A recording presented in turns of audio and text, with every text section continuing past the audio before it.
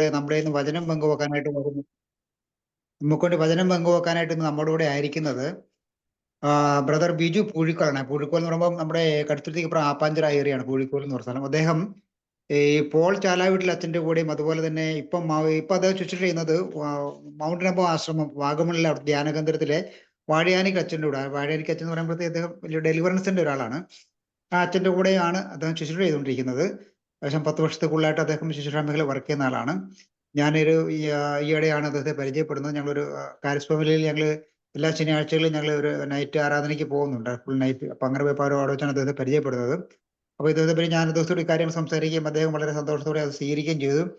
അതിലുപരിയായിട്ട് അന്ന് അദ്ദേഹം ശരിക്കും പറഞ്ഞാൽ അദ്ദേഹം ഗോവയിൽ ഫ്രാൻസിസ് സേവറിന്റെ മൃതശരീരം ഒരു ബോഡി കാണാൻ വേണ്ടി അഴകിയ ശരീരം കാണാൻ വേണ്ടി പോയിട്ട് തിരിച്ചു വരുന്ന വഴിയാണ്. ഒരു അതിപ്പോ അത് നമുക്ക് വേണ്ടി ക്ലാസ് എടുക്കാൻ വേണ്ടി ഒരു ഹോട്ടലിൽ മുറി എടുത്ത് ഡിസ്റ്റർബൻസ് എല്ലാം മാറി തങ്ങി ഒറ്റയ്ക്കിരുന്ന് അതിന്റെ ഡിസ്റ്റൻസ് എല്ലാം മാറിയിരിക്കുകയാണ്. അപ്പം അത്രമാത്രം അദ്ദേഹം അതിനു വേണ്ടിയിട്ട് സ്ട്രെയിൻ ചെയ്യുന്നുണ്ട്.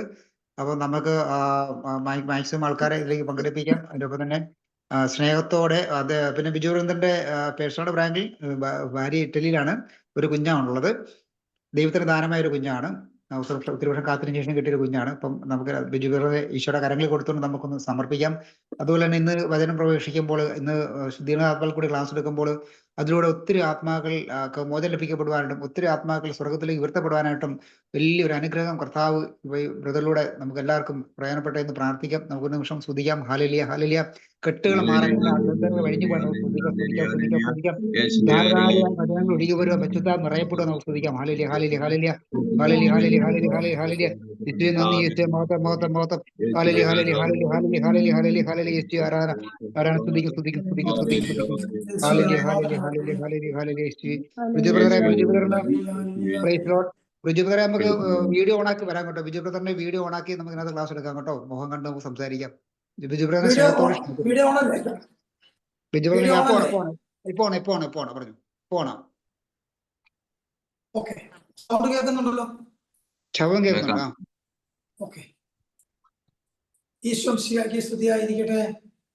എപ്പോഴും സ്തുതിയായിരിക്കട്ടെ. നമുക്ക് നമ്മളെ തന്നെ ദൈവകരങ്ങളിലേക്ക് കൊടുത്തുകൊണ്ട് തമ്പുരാനാണ് നമ്മളെ നയിക്കുന്നത്. ദൈവത്തിന്റെ ആത്മാവ് നമ്മളെ പ്രവർത്തിച്ചില്ലെങ്കിൽ നമുക്ക് ആർക്കും ഒന്നും ചെയ്യാൻ സാധ്യമല്ല. നമുക്ക് എല്ലാവർക്കും വിശ്വാസമുണ്ട്. ശുശ്രൂഷയിൽ വന്ന കുറെ നാളുകളായിട്ടുള്ളവരാണ് നമ്മളെല്ലാവരും തന്നെ.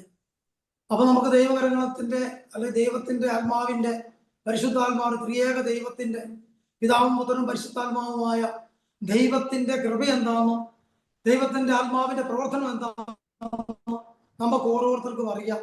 അതുകൊണ്ട് വിശുദ്ധിലേക്ക് നമ്മളെ തന്നെ ഒന്ന് ചേർത്ത് വെക്കാം. ആ വിശുദ്ധ കുരിശിനാല് നമ്മളെ ഒന്ന് മുദ്ര വെക്കുമ്പോഴാണ് നമ്മുടെ തമ്പുരാൻ നമ്മളെ വിശുദ്ധീകരിക്കുന്നത് നമുക്ക് വിശ്വാസമാണ്. അതുകൊണ്ട് ആ 3 ആണികളില് നമുക്ക് വേണ്ടി പാപപരിഹാരം ചെയ്തുകൊണ്ട് തൂങ്ങി നിൽക്കുന്ന ആ മരക്കുരിശില് കാൽവരിയില് 3 ആണികളിലാണ് നമുക്ക് വേണ്ടി തൂങ്ങപ്പെട്ടത്. കുന്തത്താല് ഹൃദയം തുറക്കപ്പെട്ടത് നമുക്കറിയാം. അതുകൊണ്ട് നമ്മളെ തന്നെ ഒന്ന് ദൈവകരങ്ങളിലേക്ക് കൊടുത്തുകൊണ്ട് വിശുദ്ധ കുരിശിനാൽ നമ്മളെ മുദ്ര വെക്കാൻ വേണ്ടി പ്രാർത്ഥിക്കാം. വിശുദ്ധ കുരിശിന്റെ അടയാളത്താലെ ഞങ്ങളുടെ ശത്രുക്കളിൽ നിന്നും ഞങ്ങളെ രക്ഷിക്കാൻ ഞങ്ങളുടെ തമ്പുരാനെ പിതാവിന്റെയും പുത്രന്റെയും പരിശുദ്ധാത്മാവിന്റെയും നാമത്തിൽ ആമേൻ. എല്ലാ ശുശ്രൂഷകരും എല്ലാവർക്കും നമ്മുടെ ഈ ഗ്രൂപ്പിലുള്ള എല്ലാവർക്കും സുഖമെന്ന് വിശ്വസിക്കുന്നു. എല്ലാവരെയും നമുക്ക് ദൈവകരങ്ങൾ കൊടുക്കാം, കുടുംബങ്ങളെ കൊടുക്കാം. അതുപോലെ ഈ ശുശ്രൂഷ ഇനിയും യൂട്യൂബിൽ കാണുന്ന ഓരോ മക്കളും അനുഗ്രഹിക്കപ്പെടുവാനും അവരാ മുൻ തലമുറകളും ഈ തലമുറയിൽ നിന്ന് മരിച്ചുപോയ ഓരോ ആത്മാക്കളും രക്ഷിക്കപ്പെടുവാൻ വേണ്ടി നമുക്ക് ഓരോരുത്തർക്കും പ്രാർത്ഥിക്കാം. നമ്മുടെ ദൗത്യം പുത്തൻ അഭിഷേകമായിട്ട് നമ്മൾ എടുത്തിരിക്കുന്നത് പൂർണ്ണമായിട്ടും സുധീർണാത്മാക്കള് രക്ഷിക്കപ്പെടണം, പരേതരാത്മാക്കള് രക്ഷിക്കപ്പെടണം. ഈ ലോകത്തില് ജനിച്ച് മരിച്ചുപോയ എല്ലാ ആത്മാക്കളും രക്ഷിക്കപ്പെടണം എന്നാണ് എന്റെയും നിങ്ങളുടെയും ആഗ്രഹം. ഓരോ ദൈവവിശ്വാസത്തില് ദൈവത്തിന്റെ ആത്മാവിനെ പ്രവർത്തിക്കുന്ന ഓരോ മക്കളുടെയും ആഗ്രഹം എന്നെക്കാളും കൂടുതലായിട്ട് എന്റെ പൂർവികർ രക്ഷിക്കപ്പെടണം, അല്ലെ മറ്റുള്ളവർ രക്ഷിക്കപ്പെടണം, ആരും നശിക്കാൻ പാടില്ല എന്നൊരു ആഗ്രഹമാണ് നമുക്ക് എല്ലാവർക്കും ഉള്ളത്. അതുകൊണ്ട് നമ്മുടെ പൂർവികരെല്ലാം സമർപ്പിച്ചുകൊണ്ട് നമുക്ക് പ്രാർത്ഥിക്കാം. കർത്താവിന്റെ കരങ്ങളിലേക്ക് നമ്മൾ കൊടുക്കുമ്പോൾ ലാസറിനെ ഉയർപ്പിച്ച ദൈവത്തെ കുറിച്ച് നമുക്കറിയാം. യോഹന്നാന്റെ സുവിശേഷം 11-ാം അധ്യായത്തിൽ വ്യക്തമായിട്ട് പറയുന്നുണ്ട്. 17 മുതൽ 27 വരെയുള്ള തിരുവചനങ്ങളിൽ പറയുന്നുണ്ട്, ലാസറിന്റെ സഹോദരിയായ മർത്ത വന്ന് കർത്താവിനോട് പരാതി പറയുന്ന ഒരു അവസ്ഥയാണത്. യേശുവിന്റെ പുനരുത്ഥാനവും ജീവനുമെന്ന് കർത്താവ് വ്യക്തമായിട്ട് പറയുന്ന ഒരു അവസ്ഥയാണ് അവിടെ നമുക്കറിയാം. അതിൽ 21-ാം തിരുവചനം ഇപ്രകാരം പറയുന്നുണ്ട്, മർത്ത യേശുവിനോട് പറഞ്ഞു, കർത്താവെ, നീ ഇവിടെ ഉണ്ടായിരുന്നുവെങ്കിൽ എന്റെ സഹോദരൻ മരിക്കുകയില്ലായിരുന്നു. എന്നാൽ നീ ചോദിക്കുന്ന എന്തും ദൈവം നിനക്ക് തരുമെന്ന് എനിക്കറിയാം. മർത്തയുടെ വിശ്വാസമുണ്ട്. യേശു പിതാവിനോട് എന്ത് ചോദിച്ചാലും അത് നൽകപ്പെടുന്നു. അതേ ഒരു വിശ്വാസം നമുക്കും വേണം. എല്ലാ മരിച്ച വിശ്വാസിക്ക് വേണ്ടി പ്രാർത്ഥിക്കുമ്പോഴും നമ്മുടെ കുടുംബത്തില് തലമുറകള് മരിച്ച എത്രയോ ആൾക്കാരുണ്ട്. നമുക്ക് ചിലപ്പം നമ്മുടെ അപ്പന്റെ അമ്മയുടെയും മുൻ തലമുറകളില് കൂടി വന്നാൽ ഒരു 2 തലമുറ അല്ലെ 3 തലമുറ, ചിലപ്പോൾ 2 തലമുറ അറിയത്തുള്ളൂ പേര് പോലും. 3-ാം തലമുറക്കാരോട് പേരെന്താന്ന് ചോദിച്ചാൽ, ഞങ്ങളുടെ വല്യപ്പന്റെ പേരെന്താന്ന് ചോദിച്ചാൽ നമുക്കറിയത്തില്ല, ചിലപ്പോൾ എല്ലാവർക്കും അറിയണമെന്നില്ല എന്ന് പറഞ്ഞ പോലെ. അപ്പൊ അതിന്റെ മുകളിലേക്ക് വേണ്ടി നമ്മൾ ചിലപ്പോൾ പ്രാർത്ഥിക്കാറില്ല. പക്ഷെ എൻ്റെ സഹോദരങ്ങളെ, നമ്മൾ പ്രാർത്ഥിക്കുമ്പോൾ നമ്മുടെ പൂർവികർക്ക് പ്രാർത്ഥിക്കണം. 4 തലമുറയല്ല 7 തലമുറയെങ്കിലും പ്രാർത്ഥിക്കണം എന്നാണ് എൻ്റെ വിശ്വാസം. കാരണം എൻ്റെ ധ്യാന ഗുരുവായ എൻ്റെ ആത്മീയ പിതാവായ തോമസ് പറയുക എപ്പോഴും 4 തലമുറക്കെങ്കിലും വേണ്ടി പ്രാർത്ഥിക്കണം. അപ്പം അതുപോലെ അച്ഛൻ പറയാറുണ്ട്, 7 അല്ല 70 പ്രാവശ്യം ക്ഷമിക്കുന്ന വ്യക്തിയാണ് നമ്മുടെ യേശു ക്രിസ്തുവായ ദൈവത്തിന്റെ പുത്രൻ. നമ്മളെ പോലെ ഈ ലോകത്തിലേക്ക് കടന്നു വന്ന് കഷ്ടതയും വേദനയും സഹനവും സഹിച്ച് നമുക്ക് വേണ്ടി, നമ്മുടെ പൂർവികർക്ക് വേണ്ടി, ഇനി വരാനിരിക്കുന്ന തലമുറയ്ക്ക് വേണ്ടി അങ്ങനെ പാടുപീഡ സഹിച്ച് മരിച്ചവരാണ്. നേരത്തെ പറഞ്ഞ പോലെ 3 ആണികളിൽ കാലിലും ബാണിയില് തൂങ്ങിക്കിടക്കുന്ന നമ്മുടെ യേശു ക്രിസ്തുവിന്റെ മനസ്സിലൊന്ന് കണ്ടു നോക്കിക്കേ. അപ്പൊ ആ യേശു ക്രിസ്തു നമുക്ക് വേണ്ടിയാണെങ്കിൽ നമ്മുടെ പൂർവികർക്ക് വേണ്ടിയും നമ്മുടെ വരാനിരിക്കുന്ന തലമുറക്ക് വേണ്ടിയും ആണെന്ന് നമ്മൾ വിശ്വസിക്കണം. അപ്പോ അതുകൊണ്ട് നമുക്ക് പൂർണ്ണമായും പൂർവികർക്ക് വേണ്ടി പ്രാർത്ഥിക്കണം. നമ്മളാണ് 70 പ്രാവശ്യമെങ്കിൽ നമ്മുടെ 7 തലമുറ അല്ല 70 തലമുറയ്ക്കെങ്കിലും വേണ്ടി പ്രാർത്ഥിക്കണമെന്നാണ് ഞാൻ പ്രാർത്ഥിച്ചുകൊണ്ടിരുന്നപ്പോ എനിക്ക് തോന്നിയത്.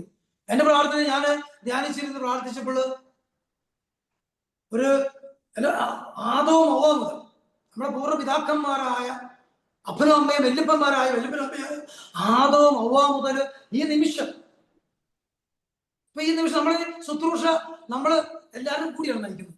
പ്രധാന പറഞ്ഞത് ഒരാളല്ല, നമ്മൾ ഈ ഗ്രൂപ്പിലുള്ള എല്ലാവരും കൂടിയാണ് ഈ ശുശ്രൂഷ നയിക്കുന്നതും ഈ ശുശ്രൂഷ നടത്തുന്നതും. കാരണം കൃഷ്ണന്റെ വഴി കഴിഞ്ഞു, കൃഷ്ണന്റെ വഴിയിൽ നമ്മളെല്ലാവരും സമർപ്പിച്ചു. അതുപോലെയാണ് ബാക്കി ഓരോരുത്തരും ഇത് പ്രാർത്ഥിച്ചുകൊണ്ടിരിക്കുകയാണ്. വചന സന്ദേശത്തിലാണെങ്കിലും ഇനി വരാനിരിക്കുന്ന ആരാധനയിലും എല്ലാം നമ്മൾ പൂർവികരെയും നമ്മളെ തന്നെയും നമ്മുടെ രോഗാവസ്ഥകളും പ്രശ്നങ്ങളും എല്ലാം സമർപ്പിച്ചാണ് നമ്മൾ പ്രാർത്ഥിക്കേണ്ടത്. അപ്പൊ നമ്മൾ ആലോചിച്ച് നോക്കിയേ, നമ്മുടെ പൂർവികർക്ക് വേണ്ടി. അപ്പൊ ആ അതോ മുതല് ഇപ്പൊ ഈ നിമിഷം നമ്മുടെ ഈ ശുശ്രൂഷ നടക്കുമ്പോൾ പോലും പലരും മരിക്കുന്നുണ്ടാവാം. എത്രയോ ജനം ഈ ലോകം മുഴുവനും എടുത്താല് എത്രയോ ദൈവജനം മരിക്കുന്നുണ്ട്. അപ്പൊ സർവ്വജനത്തിനും വേണ്ടി നമ്മൾ പ്രാർത്ഥിക്കും, അവർക്ക് വേണ്ടി നമുക്ക് അങ്ങനെയാണ് എനിക്ക് തോന്നിയത്. ഈ ശുശ്രൂഷയ്ക്ക് വേണ്ടി പ്രാർത്ഥിച്ചു ഒരുങ്ങിയപ്പോൾ എനിക്ക് ദൈവം ഒരു വെളിപ്പെടുത്തൽ തന്നത്, ആദോ ഹവ്വ മുതല് ഈ നിമിഷം വരെ നീ എപ്പോഴായിരിക്കുന്നോ ആ നിമിഷം വരെ പ്രാർത്ഥിക്കുക. നീ എപ്പോൾ പ്രാർത്ഥിക്കുന്നോ ആ നിമിഷം വരെ പ്രാർത്ഥിക്കണം. ഇപ്പൊ വരെ മരിച്ചവർക്ക് വേണ്ടി കർത്താവേ, അവരുടെ ആത്മാക്കളെ നീ എടുക്കണമേ. നിന്റെ തിരുമുഖം കാണാനായിട്ട് കർത്താവേ അവർക്ക് ഭാഗ്യം കൊടുക്കണമേ എന്ന് നമുക്ക് പ്രാർത്ഥിക്കാം. അങ്ങനെയുള്ള ഒരു പ്രാർത്ഥനയിലേക്ക് വരുമ്പോ നമ്മള് സുധിരാത്മാർക്ക് വേണ്ടിയും പരേതാത്മാർക്ക് വേണ്ടിയും പ്രാർത്ഥിക്കുമ്പോ, മനുഷ്യ ഓരോ വ്യക്തിക്ക് വേണ്ടി പ്രാർത്ഥിക്കുമ്പോ നമ്മളെ രക്ഷിക്കുമെന്നാണ് നമ്മൾ വിശ്വസിക്കുന്നത്. സഭ പഠിപ്പിക്കുന്നത് അങ്ങനെയല്ല. ശുദ്ധാത്മാക്കളെ നമുക്ക് വേണ്ടി പ്രാർത്ഥിക്കുമ്പോൾ ഓരോ വിശുദ്ധ ബലിയിലും നമ്മൾ പ്രാർത്ഥിക്കുമ്പോൾ ആയിരക്കണക്കിന് ആത്മാക്കള് സ്വർഗത്തിലേക്ക് കയറി പോകുന്നത് കാണാൻ സാധിക്കുമെന്നാണ്. വിശുദ്ധര് പറഞ്ഞിട്ടുണ്ട്. നമുക്കറിയാം, വിശുദ്ധരെ കുറിച്ച് പഠിക്കുമ്പോൾ വിശുദ്ധാത്മാക്കളെ വേണ്ടി പ്രാർത്ഥിക്കുന്നുണ്ട്. അന്തോനീശ്വരനെയാണോ, അതുപോലെ എത്രയോ പുണ്യാളന്മാർ, എത്രയോ വിശുദ്ധര് മരിച്ചവരെ പോയി ഉറപ്പിച്ചിട്ടുള്ളത് നമുക്കറിയാം അവരുടെ പുസ്തകങ്ങൾ വായിക്കുമ്പോൾ. അതുപോലെ നമ്മൾ പ്രാർത്ഥിക്കുമ്പോൾ മരിച്ചവരെങ്കിലും ഉയർപ്പിക്കപ്പെടാൻ വേണ്ടിയിട്ട്, അവരുടെ ആത്മാക്കൾ രക്ഷിക്കപ്പെടാൻ വേണ്ടിയിട്ട് നമുക്ക് പ്രാർത്ഥിക്കാം. ഞാൻ പറഞ്ഞു വിശുദ്ധ കുർബാനയെ കുറിച്ച്. പിന്നെ അങ്ങനെ ഒരു തോന്നൽ എനിക്ക് വന്നത്, വിശുദ്ധ കുർബാനയില് നമുക്ക് ശക്തമായിട്ട് പ്രാർത്ഥിക്കാൻ പറയും. എല്ലാവരും നമ്മൾ ഒരു ആത്മീയ ജീവിതത്തിലേക്ക് കടന്നു വന്ന ഒരാൾ പോലും ഒരു ദിവസം പോലും വിശുദ്ധ കുർബാന വേണ്ട എന്ന് വെക്കുന്ന വ്യക്തികളാണ് ഞാൻ വിശ്വസിക്കുന്നില്ല.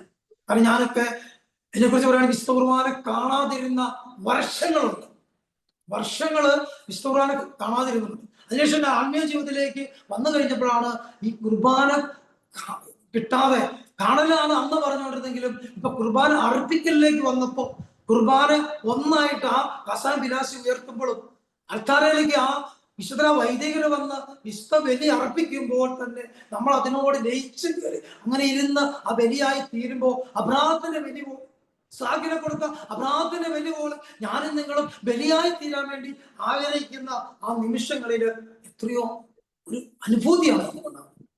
എത്രയോ എങ്ങനെയാണെന്ന് പോലും പറഞ്ഞറിയിക്കാൻ പറ്റാത്ത ഒരു മേഖലയില് കുർബാനയിൽ ലയിച്ചിരിക്കാനായിട്ട് സാധിക്കണം.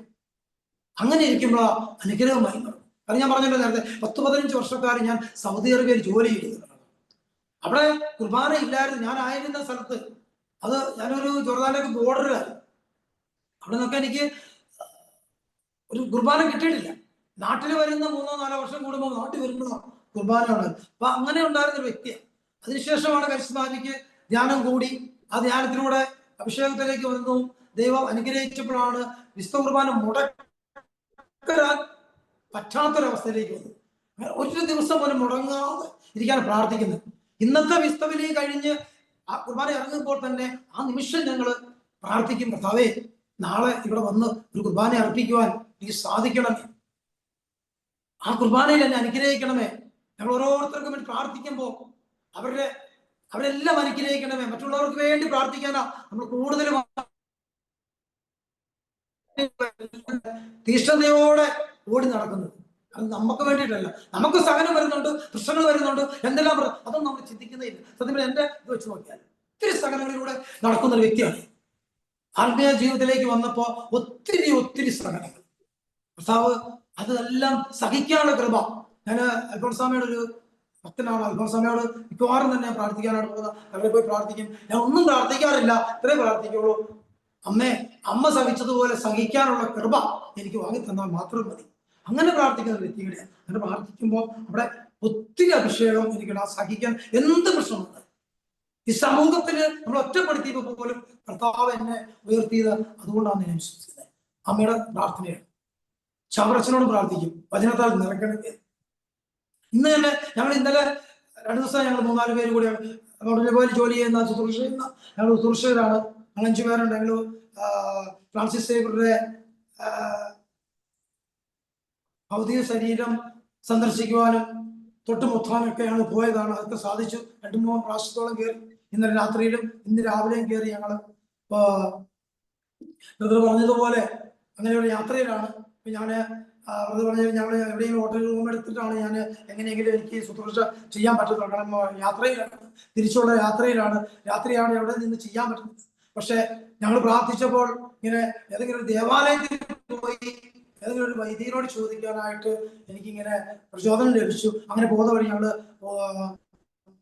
ലൈനായിട്ട് ഞങ്ങൾ നോക്കി. ഒരു ഓട്ടോറിക്ഷക്കാരോട് ചോദ്യം പറഞ്ഞ് ഒരു 10 കിലോമീറ്റർ അപ്പുറത്ത് ഒരു ചർച്ച ഉണ്ടെന്ന് പറഞ്ഞു. കാരണം ഞങ്ങളിപ്പം കർണാടകത്തിലാണ്. കർണാടകത്തിൽ എവിടെ നോക്കിയാലും നമ്മൾ മോസ്കും അമ്പലങ്ങളിലാണ് കാണുന്നത്. പക്ഷെ ക്രിസ്ത്യ പള്ളികളൊന്നും അങ്ങനെ ഒത്തിരി കാണുന്നില്ല. അങ്ങനെ ഞങ്ങൾ ഗൂഗിളിൽ സെർച്ച് ചെയ്തപ്പോഴത്തേന് 10 കിലോമീറ്റർ അപ്പുറത്ത് ഉണ്ടെന്ന് പറഞ്ഞു. പക്ഷെ എങ്കിലും സംശയം തീർക്കാൻ വേണ്ടി ഞങ്ങൾ ഇന്ന് വണ്ടി നേരത്തെ ഓട്ടോറിക്ഷക്കാരനോട് ചോദിച്ചു. ആ സഹോദരൻ പറഞ്ഞു മുമ്പോട്ട് പോയാൽ ഒരു 8 കിലോമീറ്റർ കഴിഞ്ഞ് 10 കിലോമീറ്റർ ഉള്ളിലായിട്ട് ഉണ്ടെന്ന് പറഞ്ഞു. അങ്ങനെ ഞങ്ങൾ വന്നു. ഇവിടെ വന്നപ്പോഴത്തേന് ചർച്ച കണ്ടു. ഇവിടെ കയറി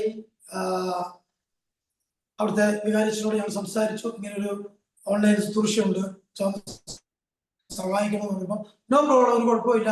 പക്ഷേ ചർച്ചിനുള്ളിൽ പറ്റത്തില്ല, പള്ളിക്കുള്ളിൽ ഇപ്പോൾ പ്രാർത്ഥന നടക്കുകയാണ്. അവർക്ക് നാളെ തിരുനാൾ എന്തോ ഉണ്ട്, അതിന്റെ പേരിൽ മധ്യസ്ഥ പ്രാർത്ഥന നടക്കണം, അവിടെ ചെയ്യാൻ പറ്റില്ല എന്ന് പറഞ്ഞ് അച്ഛന്റെ ഗസ്റ്റ് റൂം എനിക്ക് തുറന്നു തന്നു. അവിടെ ഇരുന്നുകൊണ്ടാണ് ഇപ്പൊ ഞാൻ ഈ ശുശ്രൂഷ ചെയ്യുന്നത്. കർത്താവ് എവിടെയാണോ അവിടെ നിന്ന് നീ ആയിരിക്കുന്ന സ്ഥലത്ത് നീ അഭിഷേകത്തോട് പ്രാർത്ഥിക്കുക, നീ ചെയ്യുക, നീ ശുശ്രൂഷ ചെയ്യുക. നീ എനിക്ക് വേണ്ടി എനിക്ക് വേണ്ടി എന്റെ മഹത്വത്തിന് വേണ്ടി നീ എന്റെ പിതാവിന്റെ മഹത്വത്തിന് വേണ്ടി നീ ദൈവരാജ്യ മഹത്വത്തിന് വേണ്ടി ശുശ്രൂഷ ചെയ്യാനായിട്ട് ദൈവം പറഞ്ഞതുകൊണ്ട് ഞാൻ ഇവിടെ നിന്നാണ് സഹോദരങ്ങളെ ഞാനിപ്പോൾ ദൈവ വചനം പറഞ്ഞുകൊണ്ടിരിക്കുന്നത്. ഞാൻ പറഞ്ഞു വന്നിരുന്നത്, നേരത്തെ പറഞ്ഞു മർത്ത യേശുവിനോട് പറഞ്ഞ കാര്യം പറഞ്ഞു. അപ്പോൾ 23 പറയുന്നു, 11-ാം അധ്യായം 23 യോഹന്നാന്റെ സുവിശേഷം 11-ാം അധ്യായത്തില് 21-22 അത് കഴിഞ്ഞ് യേശു ഈ മകളോട് പറയുന്നുണ്ട്. യേശു പറഞ്ഞു, നിന്റെ സഹോദരൻ ഉയർത്തെഴുന്നേൽക്കും. ഉണ്ടോ? എത്രമാത്രം വിശ്വാസത്തോടെയാണ് യേശു ഈ മകളോട് പറയുന്നത്. അതുപോലെ നമ്മളോടും യേശു എപ്പോഴും പറയുന്നുണ്ട്, മകനെ മകളെ നീ വിശ്വസിക്കുക, നീ വിശ്വസിക്കുക. നിനക്ക് എന്ത് പ്രശ്നമുണ്ടോ, എന്തൊക്കെ ആണോ പ്രശ്നങ്ങള്, അതെല്ലാം ദൈവമായ കർത്താവ് നിനക്ക് തരും. പിതാവിനോട് കൂടെ നീ നിന്നാൽ മാത്രം മതി. അപ്പൊ അതുകൊണ്ട് പിതാവിൽ നിന്നുള്ള അനുഗ്രഹം യേശുവിലൂടെ ആണ് വരുന്നതെന്ന് വചനത്തിലൂടെ നമുക്കറിയാം. ഓരോ വചനത്തിലൂടെ നമുക്കറിയാവുന്ന കാര്യങ്ങളാണ്. അതുകൊണ്ട് ആ ദൈവ സ്നേഹം നുകരണം.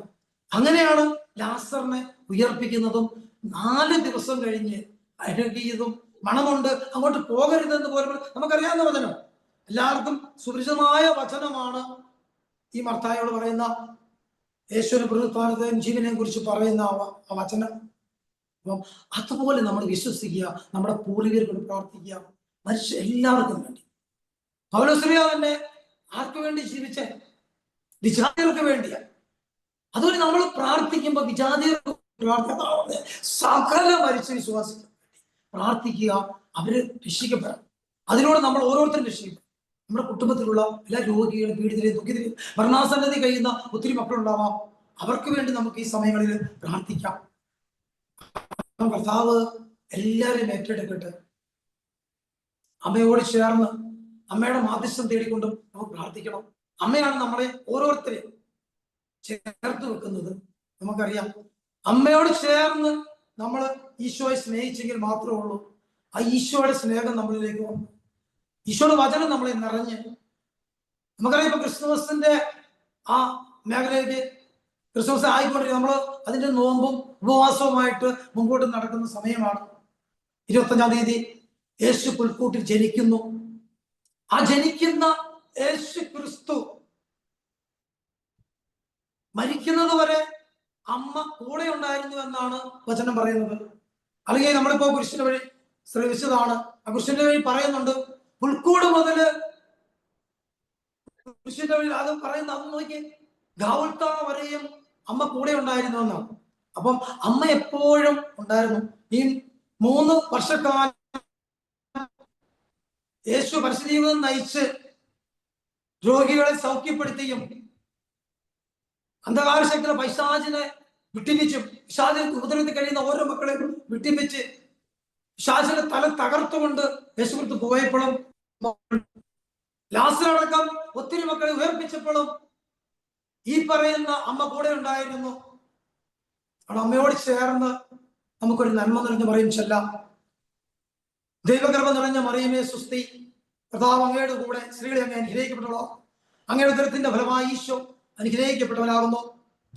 പരിശുദ്ധ മറിയമേ തമ്പുരാന്റെ അമ്മേ, പാപികളായ ഞങ്ങൾക്ക് വേണ്ടി ഇപ്പോഴും ഞങ്ങളുടെ മരണസമയത്തും തമ്പുരാനോട് അപേക്ഷിക്കണമേ. ആമേൻ. അമ്മേ ദൈവമാതാവേ, ഞങ്ങളെ ഓരോരുത്തരും അനുഗ്രഹിക്കണമേ. അമ്മയുടെ പുത്രനിലൂടെ പിതാവിൽ നിന്ന അനുഗ്രഹത്തിന് വേണ്ടി ഞങ്ങളെ യാചിക്കുക. ഞങ്ങളുടെ പൂർവികരെ അതുപോലെ ഈ ലോകത്തിൽ മരിച്ചു ജീവിച്ചു എല്ലാവരെയും സമർപ്പിച്ചു പ്രാർത്ഥിക്കുകയാണ്. പിതാവിന്റെ കൃപയ്ക്ക് വേണ്ടി നമ്മൾ പ്രാർത്ഥിക്കാം.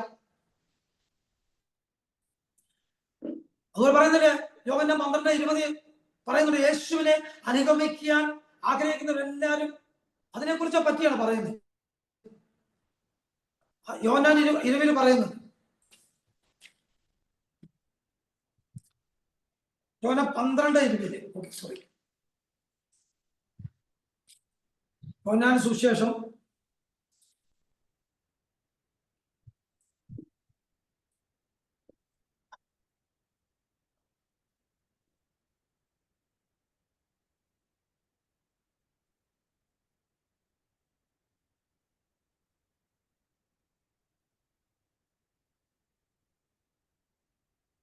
12:24 പറയുന്നത്, സത്യസത്യമായി ഞാൻ നിങ്ങളോട് പറയുന്നു, ഗോതമ്പോണി നിലത്ത് വീണ് അഴിയുന്നില്ലെങ്കിൽ അത് അതേപടി കിടക്കും, അഴിയുന്നെങ്കിലോ അത് ഫലം പ്രകടിപ്പിക്കും.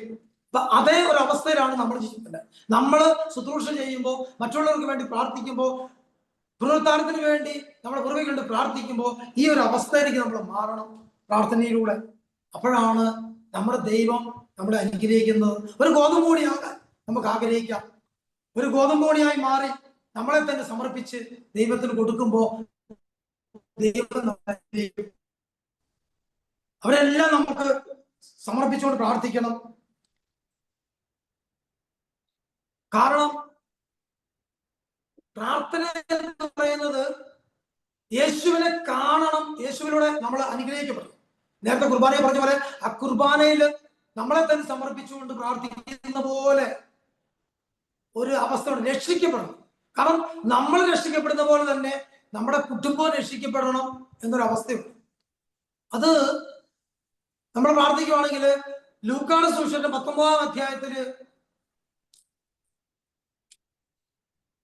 ധൂർത്തുപുത്രന്റെ സക്കവേസിന്റെ ഭവനത്തില് രക്ഷ കൊടുക്കുന്ന ഒരു അവസ്ഥയുണ്ട്, നമുക്കറിയാം. ലൂക്ക 19 സക്കവേസിന്റെ കുടുംബം രക്ഷിക്കപ്പെടുന്ന ഒരു ഭാഗമാണ്, ഒരു ഉപമയാണ് ഇവിടെ കൊടുത്തിരിക്കുന്നത്. പക്ഷെ നമ്മൾ ആലോചിക്കണം, നേരത്തെ ഞാൻ സകലത്തെ കുറിച്ച് പറഞ്ഞ പോലെ സകലമില്ലെങ്കിൽ നമ്മളും രക്ഷിക്കപ്പെടില്ല, നമ്മുടെ കുടുംബവും രക്ഷിക്കപ്പെടില്ല. അതിനുകൂടി പറയാൻ നമ്മൾ അറിയാം, സുശേഷം എല്ലാവരും തന്നെ എപ്പോഴും നിനക്കുള്ള, എങ്കിലും ഞാൻ ധ്യാനിച്ചപ്പോ കിട്ടിയ ഒരു സഹനം, ആ സക്കോസ് എന്ന വ്യക്തിക്ക് എത്രമാത്രം സഹനം ദൈവം കൊടുത്തുവെന്ന് നമ്മൾ ചിന്തിച്ചാൽ മനസ്സിലാകുന്നത്, സക്കോസ് പൊക്കം കുറഞ്ഞവനാണെന്നും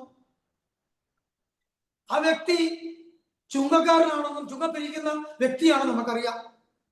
റോമ സാമ്രാജ്യത്തിന് വേണ്ടി ജോലി ചെയ്തിരുന്ന ഒരു വ്യക്തിയാണ്, വലിയ ധനവാനാണെന്ന് നമുക്കറിയാം.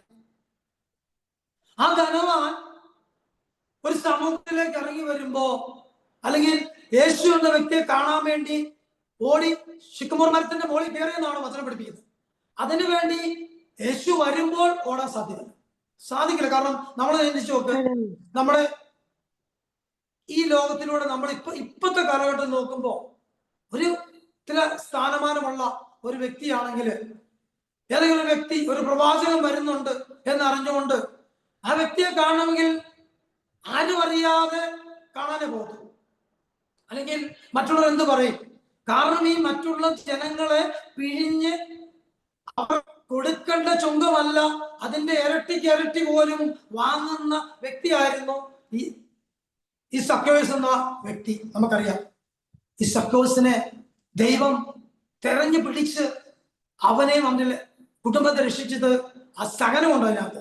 ആ സഹനം നമ്മൾ ചിന്തിച്ചാൽ എങ്ങനെയാണെന്ന് വെച്ചാല്, ഞാൻ ഈ പറഞ്ഞ പോലെ ഈ മകൻ യേശുവിനെ കാണാൻ വേണ്ടി ഓടിയെന്നാ പറയുന്നത്. അതെല്ലാരും വന്നപ്പോഴല്ല. നമ്മൾ ഇന്നത്തെ കാലം നോക്കുകയാണെങ്കിൽ വെളുപ്പിനെയാണ് യേശു 10 മണിക്കാണ് വരുന്നതെങ്കിൽ വെളുപ്പിനെ ഒരു 4 മണിക്ക് 5 മണിക്ക് പോയി ഈ ശിക്കമോർ മരത്തിന്റെ മുകളിൽ കയറി ഇരിക്കേണ്ടവരും അല്ലെ മറ്റുള്ളവർ പാലും. കാരണം ചുങ്കക്കാരനാണതുകൊണ്ടും ധനവാനായതുകൊണ്ടും എല്ലാവർക്കും അറിയാം. അതാണ് നമ്മള് പിതാക്കന്മാരായ ബിഷപ്പ് അല്ലെങ്കിൽ നമ്മുടെ മാർപ്പാപ്പ വരുവാണ്, നമുക്കറിയാം. അത് നമുക്കറിയാം, അവർക്ക് അറിയില്ല. ഒന്ന് ആലോചിച്ച് ഈ ശിഖർന്ന് മരത്തിൽ കയറാനിരിക്കുന്ന സക്കോസിനെ എല്ലാവർക്കും അറിയാം. അപ്പം സക്കോസ് എങ്ങനെ പോയാലും ഉള്ളനാണ്, പൊക്കം കുറവാണെങ്കിലും ആ വ്യക്തിയെ പുറകെ നോക്കിയാൽ പോലും കാണാൻ മനസ്സിലാവും. അതുകൊണ്ട് ഈ മനുഷ്യൻ എന്റെ ചിന്തയിൽ വന്നപ്പോൾ ഈ മനുഷ്യൻ ഓടി ശിഖമോർ മരത്തിൽ കയറാൻ വേണ്ടി വെളുപ്പിനെ പോയി കാണും. ആരും വരുന്നതിന് മുമ്പ്, ആരും വരാതെ ആ സമയത്ത് ഈ മനുഷ്യൻ ഓടി ശുക്രമൂർ മരത്തെ കയറി എന്ന് ഞാൻ വിശ്വസിക്കുന്നു. അത് വിഷം വെച്ച് എങ്ങനെയും കയറി കാണും. ഞാൻ ശുക്രമൂർക്കാരൻ കണ്ടിട്ടുള്ളതാണ്. ഞാൻ ജോർദാനിലൊക്കെ പോയപ്പോൾ കണ്ടതാണ്. അത് വലിയ ഇലയായിട്ട് വലിയ മരമാണ്. വർഷങ്ങളായിട്ടുള്ള മരം, വലിയ മരമാണ്. ഭയങ്കര തടിയാണ്. വണ്ണം കുറവാണ്, വണ്ണം കൂടുതലും ഒക്കെ കുറവാണ്. വലിയ ഇലയാണ്. ആ ഇലയുടെ മറയിൽ മറിഞ്ഞിരുന്നായിരിക്കും ഈ സക്കേസ് യേശു വരുമ്പോൾ കാണാൻ വേണ്ടി അവിടെ ഇരുന്നത്. സഹോദരങ്ങളെ, ഒന്ന് ചിന്തിച്ചു നോക്കിയേ. ഈ മരത്തിന്റെ മുകളിൽ നമ്മൾ കയറിയിട്ടുണ്ടാവാം. മരത്തിന്റെ മുകളിൽ കയറിയ വ്യക്തികൾക്കറിയാം ഇതിന്റെ മുകളിൽ കയറുമ്പോൾ പ്രാണിയായിട്ടും ഉറുമ്പായിട്ടും ഏതെങ്കിലും രീതിയിലൊക്കെ പല പല ക്ഷുദ്രജീവികൾ ഉണ്ടെന്നറിയാം. അപ്പൊ ഈ മനുഷ്യൻ 2-3 മണിക്കൂറെങ്കിലും അവിടെ ഇരുന്ന് കാണും. അങ്ങനെ ഇരുന്ന് ആ മനുഷ്യൻ അവിടെ ഇരിക്കുമ്പോ ഈ ഉറുമ്പ് കടിയും ഈ പ്രാണിയുടെ ശല്യവും അല്ലെ മറ്റുള്ള ഏതെങ്കിലും ക്ഷുദ്രജീവികളുടെ ശല്യം കാരണം അയാൾ എങ്ങനെയെങ്കിലും ഇരുന്ന്, ആരും കാണല്ലേ, ഒച്ചയുണ്ടാക്കാതെ ഇലയുടെ മറയിൽ ഇരുന്നുകൊണ്ട് വിഷം വെച്ചിരുന്ന് കാണും. ഒന്ന് ആലോചിച്ച് നോക്കിക്കേ. അങ്ങനെ ഇരിക്കുമ്പോഴാണ് യേശു നടന്നു വരുന്നത്. 2-3 മണിക്കൂർ കഴിഞ്ഞായിരിക്കാം പറഞ്ഞത്. യേശു നടന്നു വന്നു. ഇടന്നു വന്ന് ആ ശുക്രമൂർ മരത്തിന്റെ ചോട്ടിൽ വന്ന് ഉടനെ മേലോട്ട് നോക്കിയിട്ട് പറഞ്ഞു, മകനെ സക്കേവോസ്, നീ വേഗം ഇറങ്ങി വരിക. അവനോട് സാവധാനം പതിയെ വീഴാതെ ഇറങ്ങി വരണം നല്ല പറഞ്ഞ്. നമ്മൾ നമ്മുടെ മക്കളോടോ സഹോദരങ്ങളോടാണെങ്കിൽ നമ്മൾ പറയും, ആരോടായാലും നമ്മൾ പറയും, നമ്മളെ ദ്രോഹിച്ചിട്ടുള്ള വ്യക്തിയാണെങ്കിലും ഇറങ്ങി വരണമെന്ന് കാണുമ്പോൾ പറയും, ഈശോയെ അവനെ സൂക്ഷിച്ചോണം, ഇറങ്ങി വരണം നമ്മൾ തന്നെ പറഞ്ഞു പോകും. അപ്പം പക്ഷെ ഈശോ പറഞ്ഞത് നീ വേഗം ഇറങ്ങി വരണം. അതിനർത്ഥം നമ്മൾ മരത്തിൽ വേഗം ഇറങ്ങണം എന്നുള്ളതായിരിക്കില്ല. കാരണം ദൈവത്തിലേക്ക് വേഗം വാ. നീ എന്റെ അടുക്കിലേക്ക് നീ എന്നെ താമസിച്ച്, നീ എന്തുകൊണ്ടാ ഇത്രയും നാള് നീ എന്നെ കാണാതിരുന്നു, നീ എന്തുകൊണ്ടാ വരാതിരുന്നു? ആലോചിച്ച് ആ ഒരു അവസ്ഥ നമ്മളോടും ചോദിക്കുന്നില്ല ഈശോ. നമ്മളും ശുക്രമൂർ മരത്തിന്റെ മുകളിൽ ഇരിക്കുന്ന ഒരു വ്യക്തിയായിട്ടൊന്ന് സങ്കല്പിച്ച് നമ്മളെ തന്നെ ഒന്ന് സങ്കല്പിച്ച് നോക്കിയേ. അപ്പൊ നമുക്ക് മനസ്സിലാവും ദൈവം എത്രമാത്രം നമ്മൾ സ്നേഹിക്കുന്നുണ്ട്. നമ്മളോട് നമ്മൾ ഈ അഭിഷേകത്തിൽ വരുന്ന അല്ലെങ്കിൽ വന്ന് ചെറിയൊരു പ്രാർത്ഥനയിൽ വരാൻ നമുക്ക് എത്രമാത്രം താമസം, നമ്മൾ പുറകോട് ചിന്തിച്ചാൽ മനസ്സിലാവും നമ്മൾ എത്രയോ താമസിച്ചു. അപ്പൊ ഞാൻ നോക്കണേ, കർത്താവേ ഇത്രയും നാള് നീ എന്തുകൊണ്ട് എന്നെ തൊട്ടില്ല, നീ എന്നെ വിളിച്ചില്ല എന്ന് ഞാൻ ചിലപ്പോൾ തോന്നിയിട്ടുണ്ട്. ഇത്രയും നാളും എന്തുകൊണ്ടാണ് എന്ന് പറഞ്ഞാൽ നമ്മൾ ചിന്തിച്ചു നോക്കി. അപ്പൊ കർത്താവ് പറയുന്നത് വേഗം വാ. അപ്പൊ ഈ വേഗം ഇറങ്ങുക എന്ന് പറയുമ്പോൾ ഈ മരത്തിൽ സക്കേവോസ് നമ്മുടെ മാനുഷികമായി ചിന്തിച്ചാൽ ആ വ്യക്തി പെട്ടെന്ന് ഇറങ്ങി കാണും, ഊർന്ന് ഇറങ്ങി കാണും. നമ്മൾ അറിയാം മരത്തിൽ നിന്ന് ഇറങ്ങി വന്നാൽ എങ്ങനെയാണ്, പെട്ടെന്ന് ഇറങ്ങി വന്ന ആളുടെ സ്ഥിതി ഒന്ന് ആലോചിച്ചു. കർത്താവ് ഇറങ്ങി വരാൻ പറഞ്ഞപ്പോൾ നമ്മൾ ഇറങ്ങിയേ പറ്റൂ. നമ്മൾ മാർപ്പാപ്പ വന്നു കഴിയുമ്പോൾ നമ്മളോട് വേഗം വരാൻ പറഞ്ഞാൽ നമ്മൾ അവിടെ ഇരിക്കുന്ന കസേരയിൽ തട്ടി മരിച്ച് ഓടി അവിടെ എത്തി നമ്മുടെ പേര് വിളിച്ചാൽ സക്കേവോസ് വേഗം ഇറങ്ങി വരാൻ പറഞ്ഞു. നമ്മളറിയുന്ന ഒരു പിതാവ് നമ്മുടെ അടുത്ത് വന്ന്, അല്ലെ നമ്മുടെ ദേവാലയത്തിൽ വന്നു വെച്ച് പറഞ്ഞ് നമ്മളെ കണ്ടു, ഓടി വാ, നമ്മുടെ പേര് വിളിച്ച് വരാൻ പറയും. നമ്മൾ എങ്ങനെ പോകും? പതിയെ പോകും? ഇല്ല, പെട്ടെന്ന് എല്ലാം നോക്കും എന്ന് പറഞ്ഞോണ്ട് ചിന്തിച്ചേ. യേശുവെ വിളിച്ചത് കാണാൻ പോയി, യേശുവിനെ കാണാൻ പോയപ്പോ യേശു ആ മകനെ കണ്ടു, അനുഗ്രഹിച്ചു. പെട്ടെന്ന് ഇറങ്ങിയത് അവന് തൊലിയൊക്കെ പോയി കാണും, നീറലുണ്ടാവും, നീച്ചലുണ്ടാവാം. ആ തൊലിയെല്ലാം പോയപ്പോ അത്ര കഷ്ടം. സകലം കയറി 2-3 മണിക്കൂർ ഇരുന്നതിന് സകലം, ഉറുമ്പുകളിൽ സകലം, പെട്ടെന്ന് ഇറങ്ങി വന്ന സകലം. ഇറങ്ങി വന്നപ്പോഴോ മറ്റുള്ളവര് പുറമേയുള്ള സമൂഹം വിളിച്ചു വരുന്നു, ഈ ചുങ്കക്കാരനുമായിട്ട് ഭർത്താവ് എന്താ സ്നേഹം, ചുങ്കക്കാരന്റെ കൂടെ ഇരിക്കുന്നു. അപ്പൊ ചുങ്കക്കാരൻ പറഞ്ഞതെന്താ, ഇന്ന് നിന്റെ ഭവനത്തിൽ എനിക്ക് താമസിക്കണം, നിന്റെ ഭവനത്തിൽ എനിക്ക് വരണം. ഉണ്ടോ? അത്രയും പറഞ്ഞപ്പോഴേ ബാക്കിയുള്ള മനുഷ്യരും ബാക്കിയുള്ളവരൊക്കെ പിറുവിറുക്കോ ചെയ്തു. ഈ ഒരു അവസ്ഥ നമുക്കും ഇല്ല, പിറുവിറുക്കുന്ന അവസ്ഥ. സഹോദര, പിറുവിറുക്കുന്ന അവസ്ഥ നമ്മൾ മാറ്റണം. പഠനം തോന്നിയത പിറുവിറുക്കുന്ന അവസ്ഥ നമുക്ക് ഓരോരുത്തരും, നമ്മുടെ ജീവിത പങ്കാളിമാരോട്, അല്ലെങ്കിൽ മക്കളോട്, മാതാപിതാക്കളോട്, സഹോദരങ്ങളോട്, സഹപ്രവർത്തകരോട്, അവരൊക്കെ ചെയ്യുന്ന പ്രവൃത്തികളെ കുറിച്ച് നമ്മൾ ചിലപ്പോൾ പറയാറുണ്ട്. നമ്മൾ പ്രവർക്കുന്ന ഒരവസ്ഥ. സഹോദരങ്ങളെ, ആ മേഖല നമ്മൾ എടുത്തു കളഞ്ഞാൽ തന്നെ നമുക്കുള്ള അഭിഷേകം വലുതാകും. അതുകൊണ്ട് ഒന്ന് ചിന്തിച്ചു നോക്കിയേ. അപ്പൊ ആ മകൻ ഇറങ്ങി വന്നപ്പോ മറ്റുള്ളവർ പ്രവർത്തിച്ചു, എങ്കിലും യേശുക്രിസ്തു ഒന്നും പറഞ്ഞില്ല. അപ്പൊ പ്രവർത്തത് കേട്ടപ്പോൾ സക്കേവോസ് പറഞ്ഞു, എന്റെ സമ്പത്തിന്റെ പകുതി ഞാൻ ദരിദ്രർക്ക് കൊടുക്കും. വീണ്ടും പറഞ്ഞു, ഞാൻ ആരെങ്കിലും തട്ടിച്ചോ വെട്ടിച്ചോ വഞ്ചിച്ചോ എടുത്ത പണം മുഴുവൻ ഞാൻ 4 ഇരട്ടി എടുത്തിട്ടു. സഹോദരൻ, അപ്പോൾ തന്നെ ഈ മനുഷ്യൻ ദരിദ്രനായി കഴിഞ്ഞു. നമുക്കറിയാം, പകുതി കൊടുത്തു, വീണ്ടും കൊടുക്കേണ്ടത് 4 ഇരട്ടിയാണ്. അതിനുള്ള പണം കണക്ക് നോക്കുന്നില്ല. മാത്രം ദരിദ്ര. നീ എല്ലാം ഉപേക്ഷിച്ച് എന്റെ പിന്നാലെ വരുക, കുരിശ് എടുത്തു. ഇത് രണ്ടിന്റെ വചനം നോക്കുമ്പോ കുരിശ് സഹനം, എല്ലാം ഉപേക്ഷിക്കുക. നീ ദരിദ്രനാ, നീ ഒന്നും വേണ്ട, നീ ഒന്നുമില്ലാതെ എന്റെ പിന്നാലെ വന്നാൽ നിനക്കെല്ലാം ഞാൻ കൂട്ടിച്ചോളാം വചനം പഠിപ്പിക്കുന്നു.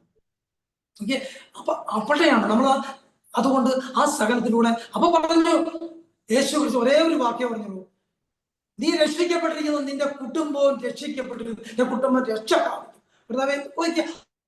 അതുപോലൊരു അവസ്ഥയിലേക്ക് നമുക്ക് വരാനായിട്ട് ആഗ്രഹിക്കാം. ഒരു സഖ്യസ് ആകാൻ വേണ്ടി ആഗ്രഹിക്കാം. ഇവിടെ നേരത്തെ പറഞ്ഞ പോലെ പെറുവിറപ്പ്, ഇത് വരുമ്പോ എനിക്ക് പെട്ടെന്ന് പെറുവിറപ്പ് വരുന്നതും അതൊരു ദൈവത്തിന്, നമുക്ക് നമ്മുടെ ദൈവത്തിന് ഒരു ഒരു പ്രശ്നമുണ്ട്. ദൈവം സ്നേഹമാണ്, പാപികളെ സ്നേഹിക്കുന്നവനാണ്, അനുസരിക്കുന്ന പാപികളെ തേടിയാണ്.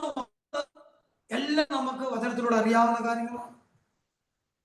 സഹോദരങ്ങളെ, ഈ ലോകത്തില് ഏറ്റവും ആദ്യം നടന്ന പാപം എന്താണെന്ന് മനസ്സിലാവുമോ? ചിന്തിച്ചിട്ടുണ്ടോ? ഏറ്റവും ആദ്യം വന്നത് നുണ എന്നൊരു സംഭവം. അതാണ് പാപമായിട്ട് സാത്താൻ എന്ന് വെച്ചാൽ നമ്മുടെ ദുഷ്ടൻ, നമ്മുടെ ശത്രു. അവനാണ് ആദ്യം ലോകത്തിലേക്ക് ആദ്യമായിട്ട് കൊണ്ടുവന്ന പാപം ഇതാണ്. നുണ പറഞ്ഞ് നമ്മുടെ ആദിമ മാതാപിതാക്കളായ ആദത്തിനെ അവനെ പറ്റിക്കുന്ന അവസ്ഥയിലേക്ക് അവനെ പറ്റിക്കുക. അവനെ പറഞ്ഞു, നിന്നോട് യേശു ക്രിസ്തു പറഞ്ഞ എന്താ? പിതാവായ ദൈവം എന്താ പറഞ്ഞേ? ഇന്ന് അടുത്ത് നിൽക്കുന്ന മരം, അതിൽ നിന്നുള്ള പഴം നീ പറിക്കരുത്, തിന്നരുത്. സഹോദരങ്ങളെ, അവിടെയാണ് നമ്മുടെ ആദിമ അമ്പയ്ക്ക് പറ്റിയത്, മാതാവിന് പറ്റിയത്. ആ നുണ വിശ്വസിച്ചു. ആ നുണ എന്താ നോക്കണം. നമ്മള് ഉൽപ്പത്തി 3-ാം അധ്യായത്തിൽ നോക്കുമ്പോൾ നമുക്ക് വ്യക്തമായിട്ട് അറിയാം എത്രമാത്രം ആ നുണ വിശ്വസിച്ച അമ്മയ്ക്ക് സംഭവിച്ചത്, ആ മാതാവിന് സംഭവിച്ചത് എന്തായിരുന്നു. അതിലൂടെ കടന്നു വന്നത് വീണ്ടും വന്ന പാവം, 2 പാവമാണ് വന്നത്. 2 പാവം കയറുന്നു. യേശു ക്രിസ്തുവിന് ദൈവത്തിനും ഏറ്റവും ഇഷ്ടമില്ലാത്ത പാവമായ അനുസരണക്കേട്. അതിനുശേഷം വരുന്നു കുറ്റപ്പറച്ചിൽ. നമുക്കെല്ലാവർക്കും ഉള്ള കാര്യങ്ങളാണ്. കുറ്റം പറയുക, മറ്റുള്ളവർ ആരെങ്കിലും എന്തെങ്കിലും ചെയ്താൽ വളരെ കുറ്റം പറയും, അനുസരണക്കേട് കാണിക്കുക. മാതാപിതാക്കൾ പറയുന്നത് മക്കൾ അനുസരിക്കുന്നില്ല. മക്കൾ പറയുന്നത് നമ്മുടെ മാതാപിതാക്കളെ നമ്മൾ പോലും ചിന്തിച്ചു നോക്കിയേ. നമ്മുടെ മക്കളെ നല്ലൊരു കാര്യമായിരിക്കും പറയുന്നത്, അത് ഈഗോ കാരണം നമുക്ക് അവിടെ സ്വീകരിക്കാൻ പറ്റുന്നില്ല. നമ്മൾ അനുസരണക്കേട് കാണിക്കാൻ പറ്റും. നമ്മളെ തന്നെ ചിന്തിച്ചാൽ അത് തന്നെയല്ലേ നമ്മുടെ മാതാപിതാക്കളും കാണിച്ചത്, അനുസരണക്കേട്. നമ്മുടെ ജീവിത പങ്കാളിയോട്, മക്കളോട്, സഹോദരങ്ങളോടൊക്കെ നമ്മൾ പല കാര്യങ്ങൾ പറയുമ്പോൾ അവർക്ക് പറ്റില്ല എന്ന് പറയുന്ന അവസ്ഥ. പിന്നീട് ചിലപ്പോൾ ചെയ്യും, പക്ഷെ ആദ്യം അനുസരണക്കേട് കാണിക്കും. അതിനെ നോക്കി നമ്മൾ ആ വചനം എടുത്തു നോക്കുമ്പോൾ ഇത്രമാത്രം എത്ര സൂക്ഷ്മമാണ് എഴുതിയിരിക്കുന്ന. സാത്താൻ വന്ന്, പാപം വന്ന്, നുണയുടെ രാജാവ്, ഈ ലോകത്തിന്റെ രാജാവായ നുണയൻ വന്ന് പറയുന്നു, ആ മാതാവിനോട് പറയുന്നു, ഈ പഴം തിന്നാൽ നിന്റെ കണ്ണ് തുറക്കപ്പെടും, നന്മയും തിന്മയും തിരിച്ചറിയാൻ സാധിക്കും. സഹോദരങ്ങളെ, ഇത് തന്നെ ഈ ലോകത്തിൽ നടക്കുന്ന നമ്മൾ ഓരോ ഭാവം ചെയ്യുമ്പോൾ, ലോകത്തിന്റെ മുമ്പിലേക്ക് നോക്കുമ്പോ നമ്മുടെ കണ്ണ് തുറക്കപ്പെടുക. പല രീതിയിലും പല മേഖലയിലൂടെ നമ്മുടെ കണ്ണിന് തുറക്കല. പക്ഷേ അത് തിന്മയുടെ രാജാവായ ആ ദുഷ്ടനാണ് നമ്മളെ കൊണ്ടുപോകുന്നതെന്ന് തിരിച്ചറിയാൻ താമസം വരിക. ഈ മാതാവിനും പറ്റിയ താമസം. ആ പഴം മേടിച്ചു തിന്നു. എന്ത് ചെയ്തു? ജീവിത പങ്കാളിയായിട്ട് കർത്താവ് കൊടുത്ത ആദത്തിനും കൊടുത്തു, അവ്വായ്ക്ക് കൊടുത്തു. അത് അവ്വായ തിന്നു. നോക്കിക്കേ, 2 പേര് പാമ്പ് കൊടുത്തു, ഇവിടെയും കൊടുത്തു, തിന്നു. തിന്നതിന് ശേഷം എന്ത് സംഭവിച്ചു? 4 മണിയായപ്പോ എല്ലാ ദിവസവും ഉദ്യാനത്തിന് പുരാതാൻ വരുന്ന പിതാവായ ദൈവം കടന്നു വന്നപ്പോൾ ഇവരെ കാണുന്നില്ല. പക്ഷെ പിതാവിന് അറിയാമായിരുന്നു ഇവരത് തിന്നുവെന്നും ആ തിന്ന പഴം തിന്നരുതെന്ന് പറഞ്ഞ് തിന്ന് കണ്ണു തുറന്നെന്നും അവർ നഗ്നരായി മാറിയിരിക്കുകയാണെന്നും പിതാവിന് അറിയാമല്ലേ? എല്ലാം അറിയുന്ന പിതാവ്. ഒന്ന് ആലോചിച്ച് സഹോദരങ്ങളെ, ആ പിതാവ് വന്ന് സ്നേഹത്തോടെ പറയുന്നു. വിളിച്ചപ്പോൾ പിതാവിനെ കാൽപെരുമാറ്റം കേട്ടപ്പോൾ അവർ ഓടി ഭർത്തന്റെ പുറകിൽ ഓടിപ്പെന്ന് പോയി. അവർ നഗ്നരായി തിരിച്ചറിഞ്ഞപ്പോ അവര് ഇല കൊണ്ട് മറച്ചു. നോക്കിക്കേ, നമ്മൾ പാപം ചെയ്തു കഴിയുമ്പോൾ നമ്മൾ ഇത് അവസ്ഥയിലാണ്. നമ്മുടെ പാപം വരുമ്പോഴും നമ്മുടെ അവസ്ഥ ഇത് തന്നെയാ.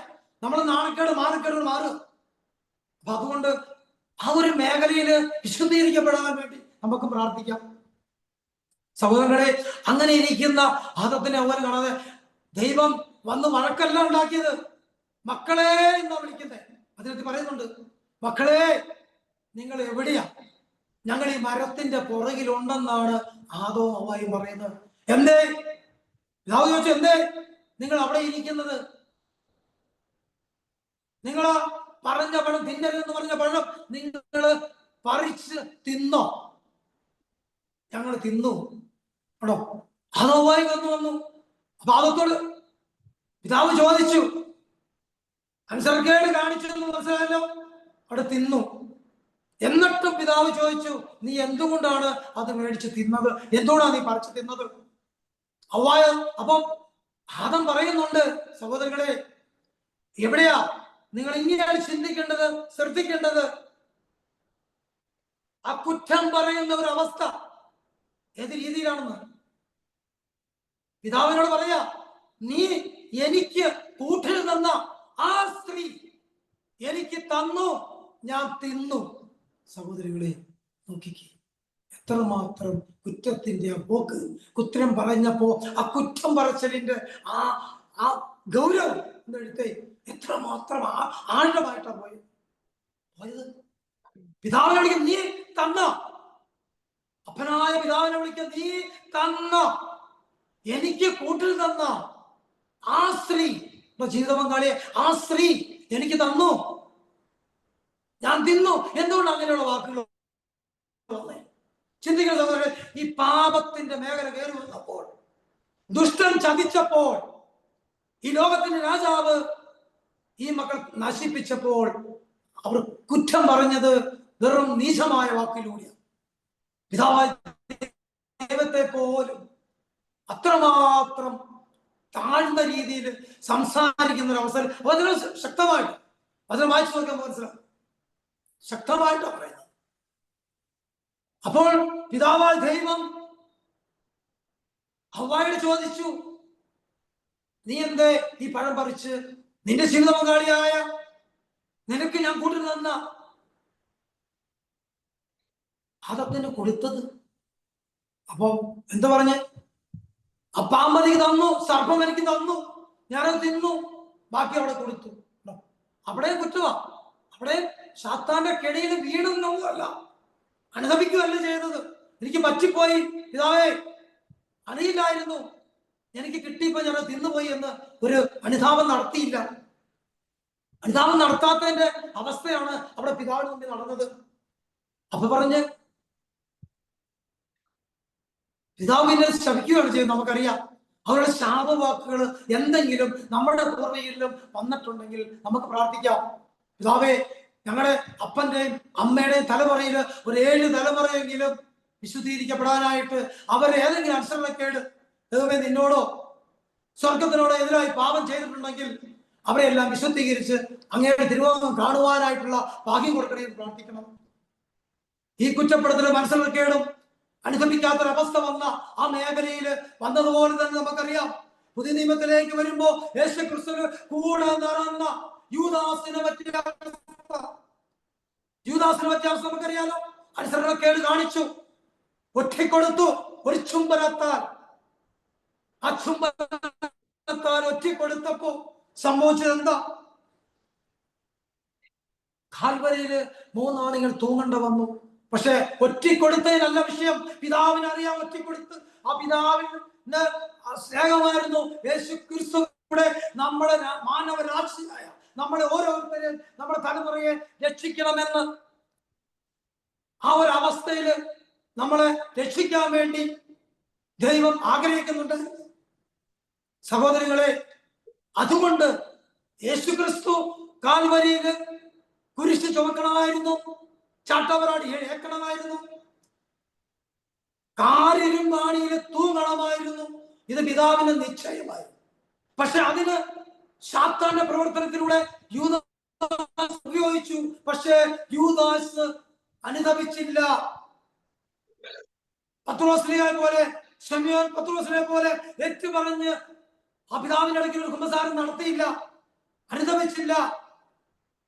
3 പ്രാവശ്യം നീ കോഴി കൂന്നതിന് മുമ്പ് എന്നെ നീ തള്ളിപ്പറയുമെന്ന് നേർക്ക് നേരെ മുഖത്ത് നോക്കി ശമയോൻ പത്രോസിനോട് യേശു ക്രിസ്തു പറഞ്ഞത് നമുക്ക് എല്ലാവർക്കും അറിയാം. എന്നിട്ട് പോലും മയങ്ങിയിരുന്ന സമയത്ത് വിളിച്ചുണർത്തിയിട്ട് നീ ആ ക്രിസ്തു എന്ന് പറയുന്ന വ്യക്തിയുടെ കൂടെ ഉണ്ടായിരുന്നല്ലേ, നീ ആ കൂടെ ഉണ്ടായിരുന്നല്ലേ, രാജാവ് എന്ന് പറയുന്ന യേശുവിന്റെ കൂടെ നീ നടന്നതല്ലേ? സഹോദരങ്ങളെ, ഒന്ന് ചിന്തിച്ചു നോക്കിക്കേ. എന്നിട്ട് പോലും തള്ളിപ്പറഞ്ഞ അവസ്ഥ 3 പ്രാവശ്യം. 1 പ്രാവശ്യം പറഞ്ഞപ്പോ മനസ്സിലായില്ല, 2 പ്രാവശ്യം പറഞ്ഞ് മനസ്സിലായില്ല, 3ാമത്തെ കോഴി കൂവിയപ്പോഴാണ് സുബോധം ഉണ്ടായത് ശിമയോൻ പത്രോസിന്. നമുക്കും അങ്ങനെ തന്നെയാ. പല കാസനികളിലും നമുക്ക് സുബോധം ഉണ്ടാകുന്ന പിന്നീടായിരിക്കും. പക്ഷേ പത്രോസിലേക്ക് പോലെ യൂദാസിന് സംഭവിച്ചില്ല. അവിടെ എന്തുണ്ടായി? ആള് തൂങ്ങിച്ചത്തു. പക്ഷെ തൂങ്ങിച്ചത്തിൽ തൂങ്ങി, അതിന് ഇങ്ങനെ പറയുന്നത് തൂങ്ങി, പക്ഷെ തൂങ്ങിയത് കയറ് പൊട്ടി, തലകുത്തി താഴെ വീണ് വയറ് പൊട്ടി മരിച്ചു എന്നാണ് വചനം പഠിക്കുന്നത്. അത്രമാത്രം ഒരു അവസ്ഥയിലാണ് മരിച്ചത്. സഹോദരങ്ങളെ, നമുക്കറിയില്ല നമ്മുടെ പൂർവികരുടെ ഭാവം വഴി എന്തെല്ലാം സംഭവിച്ച അവര് മരിച്ചതെന്ന്. നമുക്കും പാപമോചനത്തിന് വേണ്ടിയും നമ്മളെ തന്നെ സമർപ്പിക്കണം.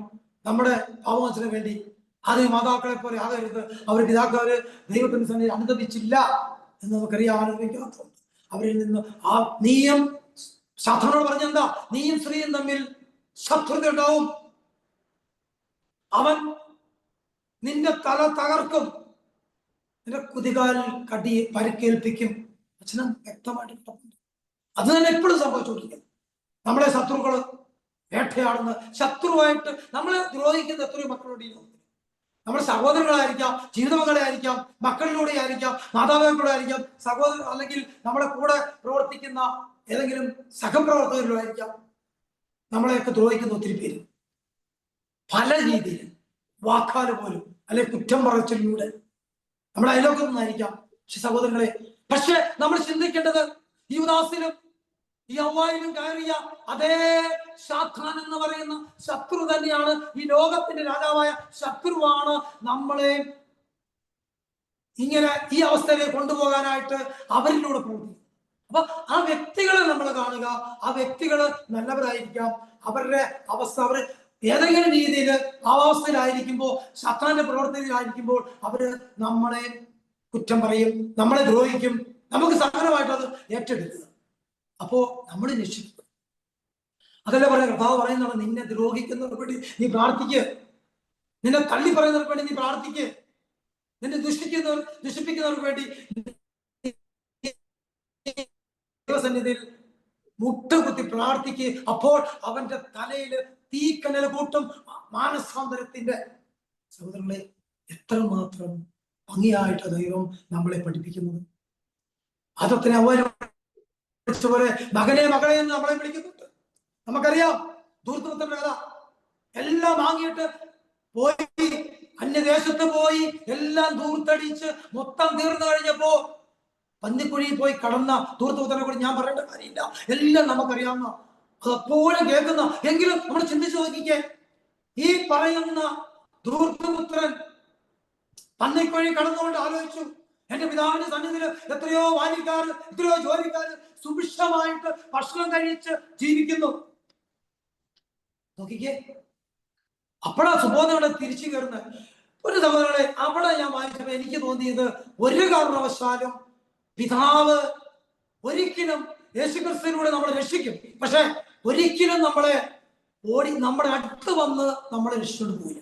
ആ വചനത്തിന്റെ ആ ഒരു മേഖലയിൽ വായിക്കുമ്പോൾ, പന്നിക്കുയിൽ നിന്നും തവിട് പോലും കിട്ടാതെ വന്നപ്പോൾ കയറി എന്റെ പിതാവിന്റെ ഭവനത്തിലേക്ക് ഞാൻ പോകും എന്നാണ് ചിന്തിച്ചത്. അങ്ങനെ പോകുക ചെയ്തത്.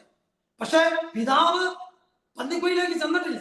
പന്നിക്കുയിൽ കയറണം എന്ന് വെച്ചാൽ നമ്മളും പാപത്തിൽ കഴിയുന്ന ഒരു വ്യക്തിയാണെങ്കിൽ, നമ്മൾ പാപം ഉണ്ടെങ്കിൽ അപ്പോൾ തന്നെ നമ്മൾ കുമ്പസാരക്കൂട്ടിലേക്ക് ഓടണം. പിതാവിന്റെ ഭവനമായ ആ കുമ്പസാരക്കൂട്ടിലേക്ക് ഓടണം എന്നാ പറയുന്നത്.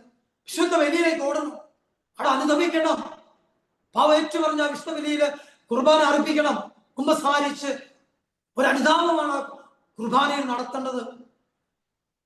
മറിയമ്മത്തെല്ലാം നടത്തി, കാല് കഴുകി, മുടി കൊണ്ട് തുടച്ച്, തൈലം പൂശി. ഒന്ന് ആലോചിച്ച് നോക്കിയേ, അത് അനുതാപമായിരുന്നു. അതേ അനുതാപം ആ ഒരു മേഖലയിലൂടെ നമ്മൾ നടക്കണം. അപ്പോഴാണ് പിതാവ് നമ്മളെ സ്നേഹിക്കുന്നു, യേശുവിലൂടെ നമ്മളെ രക്ഷിക്കുന്നു. പിതാവിന്റെ അടുക്കലേക്ക് ചെന്ന ആ മകനെ ദൂരെ നിന്ന് കണ്ടപ്പോ എങ്ങനെയാ ഓടിച്ചെന്ന് കെട്ടിപ്പിടിച്ച് നടക്കുന്നത്.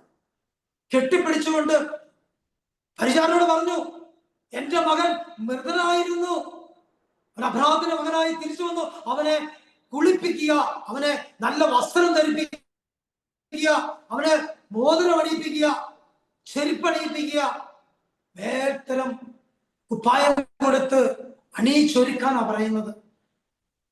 കൊഴുത്ത കാളക്കുട്ടിയെ കൊന്ന് ഉത്സവമാടാൻ നല്ല അഭിഷേകത്തോടെ എല്ലാവരെയും വിളിച്ച് എന്റെ മകൻ തിരിച്ചു വന്നു. ആ ഒരു സന്തോഷം സ്വർഗത്തിന് സന്തോഷം. ഞാനും നിങ്ങളും തിരിച്ചു വരുമ്പോ സാത്താന്റെ പിടിയിൽ നിന്ന് കുമ്പസാരക്കൂട്ടിൽ പോയി ഒരു കുമ്പസാരം നടത്തി തിരിച്ച് കുർബാനയിൽ വന്ന് അനുദപിച്ച് ആ ഈശോയെ അപ്പത്തിന്റെ രൂപത്തില്, കാറ്റ് വന്ന പറക്കുന്ന രൂപത്തില്, ശൂന്യനായ രൂപത്തില്, ഒരു ചെറിയ അപ്പത്തിന്റെ രൂപത്തില് നമ്മുടെ ഉള്ളിലേക്ക്, നമ്മുടെ നാവിലൂടെ, നമ്മുടെ ഹൃദയമായ സക്രാരിയിലേക്ക് കടന്നു വരുമ്പോൾ ആ ദൈവത്തിന്റെ സ്നേഹം എത്രമാത്രം ഉണ്ടെന്ന് നമുക്ക് മനസ്സിലാകും. അത്രമാത്രം സ്നേഹിക്കുന്ന ഒരു സ്നേഹമാ യേശു ക്രിസ്തുവിലൂടെ പിതാവ് നമുക്ക് തന്നത്. ശൂന്യതയിൽ നിന്ന് എപ്പോഴും നമ്മൾ സഞ്ചരിക്കുന്ന അറിലേക്കായിരിക്കണമെന്ന് പിതാവായ തോമസ് അച്ഛൻ എന്നോട് പറയാറുണ്ട്. ഞങ്ങള് ഓരോ ക്ലാസ്സിലും ഞങ്ങളോട് പറയാറുണ്ട്, അവിടെ ഓരോ ധ്യാനത്തിലും പറയുന്നുണ്ട്. അതുപോലെ തോമസ് അച്ഛൻ പറയുന്നുണ്ട്, നിരന്തരം ആരംഭിക്കേണ്ട ഒരു ശുശ്രൂഷയാണ് ആത്മീയ ജീവിതമെന്ന്. നിരന്തരം ആരംഭിക്കലാണ് എന്ന് വെച്ചാൽ, ഒരു ചെറിയ നുണ പറഞ്ഞു, ചെറിയൊരു തെറ്റ് ചെയ്തല്ല, എന്തെങ്കിലും സംഭവിച്ചു, അപ്പൊ തന്നെ ആരംഭിക്കുക. അല്ലാതെ നമുക്ക് സ്വർഗ്ഗരാജ്യത്തിൽ എത്താൻ പറ്റില്ല എന്നാണ് അച്ഛൻ പഠിപ്പിക്കുന്നത്. അപ്പൊ അത് ഞങ്ങൾക്ക് വലിയൊരു പ്രചോദനം തരും. ഞങ്ങളുടെ ആ ശുശ്രൂഷക്കല്ല, കാരണം എല്ലാവരും ഞങ്ങൾ പറയാറുണ്ട്, അത് നമുക്ക് അപ്പൊ തന്നെ നമ്മൾ ചിലപ്പോൾ കുർബാനയ്ക്ക് പോകുന്ന സമയത്തായിരിക്കും ആരെങ്കിലും ഒരു ചിലപ്പോൾ കുറ്റം പറയുന്ന, അല്ലെങ്കിൽ ആ കുറ്റം കേൾക്കുമ്പോൾ പെട്ടെന്ന് നമ്മൾ ചെറിയൊരു കുരിശ് വരച്ചായാലും നമ്മളെ പേരിപ്പോ, പക്ഷെ ചിന്തിക്കും ചിലപ്പോ അങ്ങനെ സംഭവിച്ചു, മാനുഷികമായിട്ട് ചിന്തിച്ചു പോകുന്നു. പറയും നേരാണോ? പക്ഷെ അവിടെ നമുക്ക് എന്തോ ഒരു അസ്വസ്ഥ, പള്ളിക്കാർ കയറിയാൽ നമ്മൾ ഒട്ടം തന്നെ അവിടെ ഒരു നേർക്ക് നേരെ ദിശയോട് പറഞ്ഞ് കുമ്പസാരിക്കും, മറ്റുള്ള പിന്നീട് നമ്മൾ പോയി കുമ്പസാരിക്കുക. അതുപോലെ ഒരു അവസ്ഥ നമ്മുടെ ജീവിതത്തിൽ വരുമ്പോഴാണ് അനുഗ്രഹിക്കേണ്ടത്. പിതാവിന്റെ സ്നേഹത്തിന് വേണ്ടി, പിതാവിന് സ്നേഹം കിട്ടണമെങ്കിൽ ആ പിതാവ് നമ്മൾ ചേർത്ത് പിടിച്ചു. നോക്കിയ വസ്ത്രം ധരിക്കണമെന്ന് പന്നിക്കുഴി കയറി വന്ന ഒരു മനുഷ്യൻ കഴുകലാണ് കുമ്പസാരക്കുട്ടി നടക്കുന്നത്. കഴുകാതെ ഒരിക്കലും ഈശോയ്ക്ക് വീണ്ടും സ്നേഹിക്കാൻ പറ്റത്തില്ല. അപ്പൊ കഴുകലിന്റെ ഒരു പരിപാടിയാണ് ഈ ദൂർക്കൃതിലൂടെ നമുക്ക് തരുന്ന ഉപദേശം. ആ ഉപമയിലൂടെ ദൈവം നമ്മളോട് പറയുന്നത്, നീ നിരന്തരം കഴുകുക, നിരന്തരം ആരംഭിക്കുക, എങ്കിലേ നിനക്ക് സഞ്ചരിക്കുന്ന അരളിക്കായി മുന്നോട്ട് നീങ്ങാൻ പറ്റത്തുള്ളൂ. ആ സഞ്ചരിക്കുന്ന അരളിക്കായി മറ്റുള്ളവരെ കാണുമ്പോൾ അവർക്ക് പ്രകാശം കൊടുക്കണം. നമ്മളിന്ന് പ്രകാശം പോകണം, നന്മ തരണം, അപ്പോഴാണ് അവരും അനുഗ്രഹിക്കപ്പെടുന്നത്. ദുഷ്ടരായിക്കോട്ടെ, ദ്രോഹിക്കുന്നവരായിക്കോട്ടെ, നമ്മളെ കുറിച്ച് എന്ത് പ്രവർത്തിക്കുന്നവരായിക്കോട്ടെ, നമ്മളെ തകർക്കാൻ നോക്കുന്നവരായിക്കോട്ടെ, അത് അവനിൽ നമ്മൾ ആ സാത്താനെ കാണണം, ദുഷ്ടനെ കാണണം, ആ വ്യക്തിയെ കാണണം. ജീവിതങ്ങളെ നമുക്ക് മാറ്റി കാണാൻ പറ്റിയത്, മക്കളെ മാറ്റി കാണാൻ പറ്റിയത്, മാതാപിതാക്കളെ മാറ്റി കാണാൻ പറ്റിയത്. അവരില് എന്തെങ്കിലും നമുക്കെതിരെ പ്രവർത്തിക്കുന്നുണ്ടെങ്കിൽ അത് ദുഷ്ടനാണെന്ന് ചിന്തിച്ചാൽ നമുക്ക് അവരോട് ദേഷ്യം വരത്തില്ല. ദൈവ സ്നേഹം കൊടുക്കാൻ സാധിക്കും, അവരോട് പ്രാർത്ഥിക്കാൻ സാധിക്കും. അവരവസ്ഥയിലേക്ക് നമുക്ക് കടന്നു വരണം സഹോദരൻ. അതിനുവേണ്ടി നമുക്ക് പ്രാർത്ഥിക്കാം. നമ്മളെ തന്നെ സമർപ്പിക്കും. ഒരവസ്ഥയിൽ വരുമ്പോൾ ദൈവം നമ്മളെ അനുഗ്രഹിക്കും. അധൂർത്തപുത്രനെ പോലെ നമുക്ക് മാറാം. നമ്മളെ പേര് സമർപ്പിക്കും. ദൈവത്തിന്റെ സ്നേഹത്തിന് വേണ്ടി നമുക്ക് ഒത്തിരി ഒത്തിരി പ്രാർത്ഥിക്കാം. മറ്റുള്ളവരെല്ലാം സമർപ്പിക്കാം. സകല മനുഷ്യ വിശ്വാസങ്ങളെ സമർപ്പിക്കാം. അതുപോലെ ശുദ്ധീകരണാത്മാക്കളെ എല്ലാം സമർപ്പിച്ച് നമുക്ക് പ്രാർത്ഥിക്കാം. നമുക്ക് ആരാധനയിലേക്ക് പ്രവേശിക്കാം. നേരത്തെ ഞാൻ പറഞ്ഞല്ലോ, സഞ്ചരിക്കുന്ന അർലിക്കാം. ഞാൻ തോമസിന്റെ ധ്യാനം കൂടിയപ്പോൾ തോമസൻ പറഞ്ഞതാണ്, നിങ്ങൾ സഞ്ചരിക്കുന്ന അർലിക്കായി മാറും. ഞങ്ങൾക്ക് തരുന്ന പ്രാർത്ഥനയിലും ഞങ്ങൾക്ക് ഓരോ ശുശ്രൂഷയിലൊക്കെ എല്ലാ വർഷവും പ്രോത്സാഹനമൊക്കെ ഉണ്ട്. ആ ധ്യാനത്തിലൊക്കെ അച്ഛൻ പറയുന്ന ഒരവസ്ഥ ഇതാണ്, സഞ്ചരിക്കുന്ന അർലിക്കാണ്. അപ്പൊ നമുക്ക് കണ്ണുകൾ അടച്ച് ആ സഞ്ചരിക്കുന്ന അർലിക്കയാണല്ലോ ഞാൻ, എൻ്റെ കുഞ്ഞു പിതാവേ, നീ ഞങ്ങൾക്ക് രക്ഷകനായി തന്ന യേശു ക്രിസ്തു എൻ്റെ ഉള്ളിലുണ്ട്. അപ്പത്തിന്റെ രൂപത്തില് എൻ്റെ ഉള്ളിലുണ്ട്. ആ യേശുവിനെ ഞാൻ സ്നേഹിക്കുന്നു. ആ യേശുവിലൂടെയാ ഞാൻ അനുഗ്രഹിക്കപ്പെടുന്നു. എന്നെ കാണുമ്പോ ഒരു പ്രകാശം മറ്റുള്ളവരിലേക്ക് ചെന്ന് അവരെ അനുഗ്രഹിക്കപ്പെടണം എന്ന് നമുക്ക് ആഗ്രഹിക്കാം. നമ്മുടെ കൂട്ടായ്മയിൽ ഉള്ള ഓരോ വ്യക്തികളും പ്രാർത്ഥിക്കട്ടെ. ഇത് കാണുന്ന ഇനിയും പിന്നീടാണേലും യൂട്യൂബിലൂടെ ആര് കണ്ടാലും അങ്ങനെ പ്രാർത്ഥിക്കുക. ഒരു സഞ്ചരിക്കുന്ന അർലിക്കാണ് ഞാൻ. ഈശോയെ, എന്നിലൂടെ മറ്റുള്ളവർ അനുഗ്രഹിക്കപ്പെടുവാൻ ഞാൻ ആഗ്രഹിക്കുന്നു. ഒരവസ്ഥയിലേക്ക് നമുക്ക് മാറാം. ഒന്ന് കണ്ണുകൾ അടച്ച്, എല്ലാവരും കണ്ണുകൾ അടച്ച് ഹൃദയത്തിലേക്ക് ഒന്ന് മനക്കണ്ണുകളുണ്ട് നമ്മുടെ ഉള്ളിലുള്ള ആ ദിവ്യകാരണത്തെ ഒന്ന് കണ്ട്. ഇപ്പൊ നമുക്ക് ദിവ്യകാരണം നമ്മുടെ മുമ്പിൽ ഇല്ല. നമ്മൾ ദിവ്യകാരണത്തിന് മുമ്പിൽ പോയി പ്രാർത്ഥിക്കുമ്പോൾ എങ്ങനെ പ്രാർത്ഥിക്കുന്നു അതേ അവസ്ഥയിൽ ഞാൻ സഞ്ചരിക്കുന്ന അർലിക്കയാണ് എന്ന് ബോധ്യമുള്ളവർക്ക് മനസ്സിലാവും. കണ്ണുകൾ അടയ്ക്കുമ്പോൾ നമുക്ക് നമ്മളെ തന്നെ കാണാൻ സാധിക്കും. ആ ഉള്ളിലിരിക്കുന്ന ആ ഈശോയുടെ രൂപം, മുൾമുടി ധരിച്ച ആ ഈശോയെ ഒന്ന് നോക്കിക്കേ. ആ ഈശോ മുൾമുടിയുള്ള മുഖം, ചോരപ്പാടുകളുള്ള മുഖം, ഈശോ ശിരസ് മുതൽ പാദം വരെ ഒന്ന് മനക്കണ്ടാൽ നിന്ന് കണ്ടേ. നമ്മുടെ അകൃത്യങ്ങൾക്ക് വേണ്ടി മുറിക്കപ്പെട്ടവൻ, ആ മുറിവിനാൽ ഞാൻ സൗഖ്യപ്പെടണം, എന്നിലൂടെ മറ്റുള്ളവരും സൗഖ്യപ്പെടണം, എൻ്റെ കുടുംബത്തിലുള്ളവർ സൗഖ്യപ്പെടണം, എൻ്റെ സഹപ്രവർത്തകര് സൗഖ്യപ്പെടണം, എൻ്റെ മാതാപിതാക്കൾ, ജീവിത പങ്കാളി, മക്കള്, സഹോദരങ്ങള്, അയൽവക്കത്തുള്ളവര്, നമ്മുടെ സഭയിലുള്ളവര്, ഞങ്ങളുടെ രൂപതയിലുള്ളവര്, ഞങ്ങളുടെ ഇടവക ജനങ്ങള്, ഇടവക വികാരി, സഭയിലെ പിതാക്കന്മാരെല്ലാം സമർപ്പിക്കുന്നു. ഓരോ മക്കളെ നമുക്ക് സമർപ്പിച്ച് നമ്മൾ ഓരോ ദിവസവും കാണുന്ന ഓരോരുത്തരും നമുക്ക് സമർപ്പിക്കുകയാണ്. ഇനി കാണാനിരിക്കുന്നവരെ അതുപോലെ മരിച്ച വിശ്വാസികളെല്ലാം സമർപ്പിക്കാം. എല്ലാ സുത്തിരാൽ മക്കളെ കർത്താവിന്റെ തിരുമുഖം കാണുവാനുള്ള ഭാഗ്യം അവർക്ക് ലഭിക്കട്ടെ. അവര് രക്ഷിക്കപ്പെട്ട് സ്വർഗത്തിലെത്തി ദൈവത്തെ തിരുമുഖം നേർക്ക് കാണുമ്പോ നമ്മുടെ ഒരു പ്രാർത്ഥന കൂടെയാണ് ഈ മക്കൾ രക്ഷിക്കപ്പെട്ടെങ്കിൽ സഹോദരങ്ങളെ വിശ്വസിക്കുക, നമുക്ക് വേണ്ടി അവർ പ്രാർത്ഥിക്കും. മനുഷ്യ വിശ്വാസികൾക്ക് ആർക്കും പ്രാർത്ഥിക്കാൻ സാധ്യമല്ല. സഭ നമ്മളെ പഠിപ്പിക്കുന്നുണ്ട്, പൂർവ്വപിതാക്കന്മാർ നമ്മളെ പഠിപ്പിക്കുന്നുണ്ട്, സഭാപിതാക്കന്മാർ ശക്തമായിട്ട് നമ്മളെ പഠിപ്പിക്കുന്നുണ്ട്. മനുഷ്യ കഴിഞ്ഞാൽ പ്രാർത്ഥിക്കാൻ പറ്റില്ല. അതുകൊണ്ട് ഇപ്പൊ ജീവിച്ചിരിക്കുമ്പോൾ നിങ്ങൾ പ്രാർത്ഥിക്കുക, ശക്തമായി പ്രാർത്ഥിക്കുക. അതുകൊണ്ട് നമുക്കും മനുഷ്യർക്ക് വേണ്ടി പ്രാർത്ഥിക്കാം. പ്രിയ സഹോദരങ്ങളെ, നമ്മുടെ കുടുംബത്തിൽ നമ്മൾ അറിയുന്ന ഓരോ വ്യക്തികളെ നമുക്ക് സമർപ്പിക്കുമ്പോൾ രോഗപീഠയിലായിരിക്കുന്ന ഓരോ മക്കളെ നമുക്ക് സമർപ്പിക്കാം. മരണാസന്നിധി കഴിയുന്ന ഓരോ മക്കളെ നമുക്ക് സമർപ്പിക്കാം. നമ്മൾ നേരത്തെ കുരിശിന്റെ വഴിയിലൂടെ തുടങ്ങി. ഈ കുരിശിന്റെ വഴിയുടെ അതിമേ തന്നെ അറിയാം. 1-ാം സ്ഥലം 2-ാം സ്ഥലം കൊണ്ട് 14-ാം സ്ഥലത്ത് എത്തുമ്പോ ഉള്ള അവസ്ഥയിലേക്ക് നമുക്കൊന്ന് ചിന്തിക്കാം. ആ കർത്തുറുങ്ങിൽ കെട്ടിയിട്ട് ചമ്പടികളാൽ അടിക്കുമ്പോ സഹോദരങ്ങളെ, അച്ചാട്ടവർ അടിയേറ്റപ്പോ ഒഴുകുതാൽ പോലെ കീറിയ ആ ഈശോയുടെ ശരീരം, അതിലൂടെ ഒഴുകുന്ന തിരിരത്തം കൊണ്ട് കർത്താവേ ഞങ്ങളെ ഇന്ന് കഴുകണമേ എന്ന് പ്രാർത്ഥിക്കാം. നമുക്ക് രോഗാവസ്ഥ ഉള്ളവര് ശിരസ് മുതൽ പാദം വരെ നമ്മുടെ എല്ലാ അവയവങ്ങളെയും സമർപ്പിക്കുക. ആന്തരികവും ഭാഗികമായ എല്ലാ അവയവങ്ങളെയും. രോഗപീഠ ഉള്ളവര് ആ ഭാഗങ്ങളിൽ കൈവച്ച് പ്രാർത്ഥിക്കാൻ സാധിക്കുമെങ്കിൽ അവിടെ നിന്ന് കുരിശ് വരച്ചിട്ട് ആ കാൽവരിയില് നാട്ടപ്പെട്ട കുരിശില് ഈശോ തൂങ്ങപ്പെട്ട കുരിശുകൊണ്ട് ഉദ്ധരി ചെയ്ത് പ്രാർത്ഥിച്ചേ, പിതാവിന്റെയും പുത്രന്റെയും പരിശുദ്ധാത്മാവിന്റെ നാമത്തിൽ എനിക്ക് സൗഖ്യം ലഭിക്കും. ഈശോയുടെ തിരുരക്തത്തിന്റെ ശക്തിയാല്, വിശുദ്ധ കുരിശിന്റെ ശക്തിയാല് എനിക്ക് സൗഖ്യം ലഭിക്കും എന്ന വിശ്വാസത്തോടെ ഒന്ന് പ്രാർത്ഥിക്കാം. സൗഖ്യത്തിന് വേണ്ടി പ്രാർത്ഥിക്കാം, മറ്റുള്ളവർക്ക് വേണ്ടി പ്രാർത്ഥിക്കാം. കർത്താവേ, ഞങ്ങളെ ഓരോരുത്തരെയും ഏറ്റെടുക്കണമെന്ന് പ്രാർത്ഥിക്കാം. നോക്കിയേ, ആ ചാട്ടമറിയറ്റ ആ തിരുമുറിവുകളിൽ നിന്ന് ഒഴുകുന്ന തിരുരക്തത്താൽ ശേഷം 3 പ്രാവശ്യം വീണെന്നറിയാം. മുട്ടുപൊട്ടി ചോര വീണു, ചൂരൊഴുകി. മുട്ടുമടക്കാൻ പറ്റാത്ത വ്യക്തികൾ, മുട്ടിന് വേദനയുള്ളവര് പ്രാർത്ഥിക്ക്. ആ തിരുരക്തം എന്റെ മുട്ടിലേക്ക് ഒന്ന് ഒഴുക്കി എന്റെ മുട്ടിനെ ഒന്ന് സൗഖ്യപ്പെടുത്തണമേ എന്ന് നമുക്ക് ആഗ്രഹിച്ച് പ്രാർത്ഥിക്കാം. ദൈവത്തിന്റെ കൃപ ഒഴുകട്ടെ. ആ മുട്ടിൽ നിന്ന് ഒഴുകുന്ന തിരുരക്തം കൊണ്ട് കഴുകപ്പെടട്ടെ. 3 അല്ല, 30 അല്ല, 300 പ്രാവശ്യം വീണ് കാണും കർത്താവ്. എഴുതി വെച്ചിരിക്കുന്ന 3 പ്രാവശ്യം.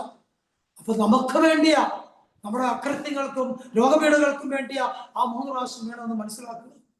പാപപരിഹാരത്തിന് വേണ്ടി യേശു ചടപറയിട്ട് 3 പ്രാവശ്യം വീണു. കുരിശ് തോളിൽ വെച്ചുകൊണ്ട് കാൽവരി എത്തിയപ്പോൾ കണ്ടില്ലേ, ആ ഉൾപ്പടി കുത്തിയിട്ടുണ്ടായിരുന്നു. അറിയാം, ഉൾപ്പടിയിൽ നിന്ന് ഒഴുകുന്ന രക്തം.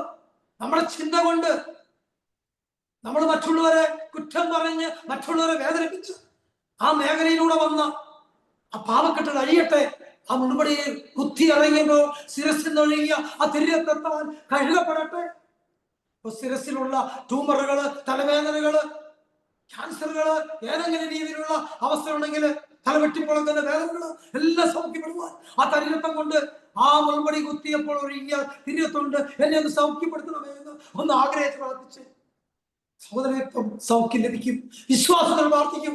നിന്റെ വിശ്വാസം നിന്നെ രക്ഷിച്ചിരിക്കുമെന്ന് പറഞ്ഞ കർത്താവിന്റെ ആ വചനം അത് നമ്മളിലേക്ക് നിറയട്ടെ.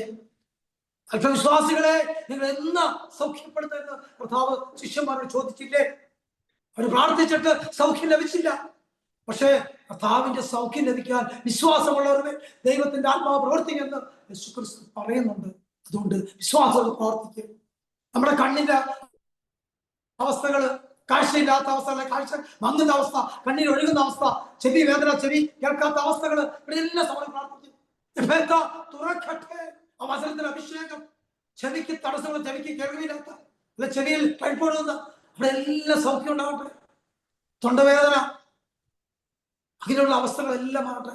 അലർജി രോഗം മാറട്ടെ.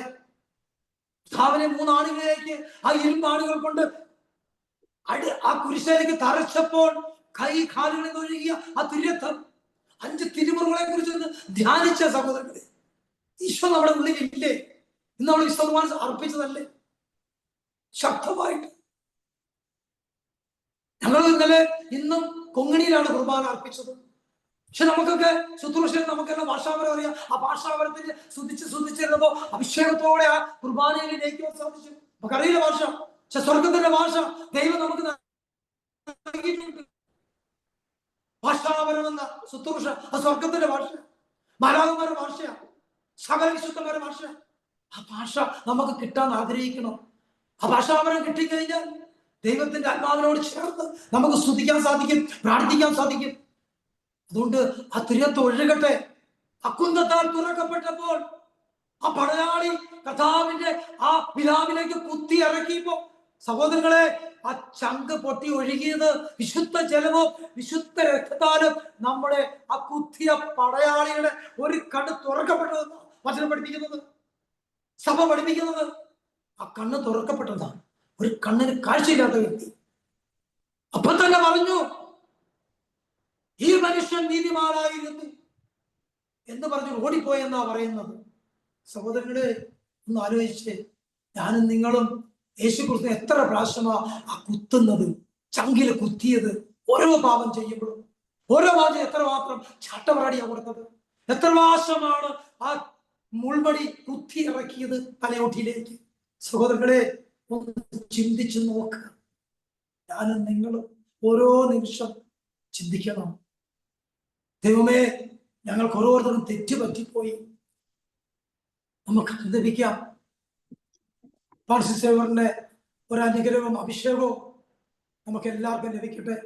വിശുദ്ധ ഫ്രാൻസിസ് സേവ്യറിന്റെ കബറിടത്തില് ശക്തമായി 2 പ്രാവശ്യം പോയി തൊട്ട് പ്രാർത്ഥിച്ചു. കൊന്തയും കുരിശൊക്കെ ഞങ്ങൾക്ക് വെച്ച് ഞങ്ങൾക്ക് പ്രാർത്ഥിക്കാൻ സാധിച്ചു. അതുപോലെ കുറച്ചു നേരം നിൽക്കാൻ സാധിച്ചു. ആ ഒരു അഭിഷേകവും അനുഗ്രഹവും നിങ്ങളിലേക്കും ദൈവത്തിന്റെ ആത്മാവിനാൽ നിറയട്ടെ എന്ന് പ്രാർത്ഥിക്കുന്നു. നമുക്കറിയാം, ഫ്രാൻസിസ് സേവ്യർ പോലെ ഗോവ കടത്തീരത്തിലൂടെ എല്ലാം എടുത്തുകൊള്ളുക, ആത്മാവിനെ തരിക, ആത്മാവിനെ തരിക. അതുപോലെ നമ്മൾക്കും ആ കൂട്ടായ്മയിൽ ചേർന്ന് ആത്മാക്കളെ നേടുവാൻ വേണ്ടി ഓടി നടന്ന് പ്രാർത്ഥിക്കാം. ആത്മാക്കളുടെ രക്ഷയ്ക്ക് വേണ്ടി നമുക്ക് ശക്തമായിട്ട് പ്രവർത്തിക്കാം. മാധ്യസ്ഥയില് നമുക്ക് പ്രാർത്ഥിക്കാം. ഒത്തിരി മക്കളെ ഉയർപ്പിച്ച ഒരു വിശുദ്ധനാണ് അന്തോണിസിനെ പോലെ അത്ഭുത അടയാളങ്ങൾ പ്രവർത്തിച്ച ഒരു വ്യക്തിയാണ്. നമുക്കറിയാം 10 വർഷം കഴിഞ്ഞ് ഇനി എടുക്കത്തുള്ളൂ, എന്തൊക്കെ നമുക്ക് കാണാൻ സാധിക്കുമെന്ന് അറിയത്തില്ല. ഇനിയും സമയമുണ്ട്, പോകാൻ സാധിക്കുന്നത് പോകണമെന്നാണ് ഞാൻ പറയുന്നത്. കാരണം അവിടെ ചെന്നപ്പോഴുള്ള ഒരു അഭിഷേകം എന്തോ ഒരു അനുഭൂതിയായിരുന്നു. അല്ല, പോകണമെന്ന് തീരുമാനിച്ചില്ല, പക്ഷെ ദൈവം അവിടെ എത്തിച്ചു എന്നുള്ളതാണ്. സഹോദരങ്ങളെ, ആരാധനയില് ഒത്തിരി പേർ സൗഖ്യം ലഭിച്ചവർക്കുണ്ട്. അസൗഖ്യം വിശ്വസിക്കുക. നമ്മളെ സമയം ഏതാണ്ട് എത്തി. അതുകൊണ്ടാണ് ഞാൻ പെട്ടെന്ന് ഫ്രാൻസിസിലേക്ക് പോയത്. അപ്പൊ നമ്മുടെ സമയത്തിനനുസരിച്ച് നമ്മളെ സമർപ്പിക്കാം. നമ്മുടെ പ്രാർത്ഥനയില് ഓർക്കാം. സഹോദരങ്ങളെ, പരസ്പരം പ്രാർത്ഥനയിൽ ഓർക്കാം. അടുത്ത ശുശ്രൂഷയില് നമുക്ക് ഒന്നായി ചേരാം. ഇത് കാണുന്ന ഓരോ മക്കളെ അനുഗ്രഹിക്കട്ടെ എന്ന് പ്രാർത്ഥിക്കാം. പിതാവായ ദൈവത്തിന്റെയും പുത്രനായ ദൈവത്തിന്റെയും പരിശുദ്ധാത്മാവായ ദൈവത്തിന്റെ ത്രിയേക ദൈവത്തിന്റെ അനുഗ്രഹവും കൃപയും കൃപാവരവും നമ്മളിലേക്ക്, നമ്മുടെ കുടുംബങ്ങളിലും നമ്മുടെ ശുശ്രൂഷകളിലും നിറയട്ടെ എന്ന് പ്രാർത്ഥിക്കുന്നു. ദിവ്യകാലനാഥനോട് നാം പ്രാർത്ഥിച്ചുകൊണ്ട് നമുക്ക് നമ്മുടെ പ്രാർത്ഥനയെ പൂർണ്ണമായിട്ടും ദൈവകരങ്ങളിൽ നിന്നുകൊണ്ട് പിതാവിന്റെയും പുത്രന്റെയും പരിശുദ്ധാത്മാവിന്റെ നാമത്തിൽ ആമേൻ. ഈശോ മിശിഹായ്ക്ക് സ്തുതിയായിരിക്കട്ടെ.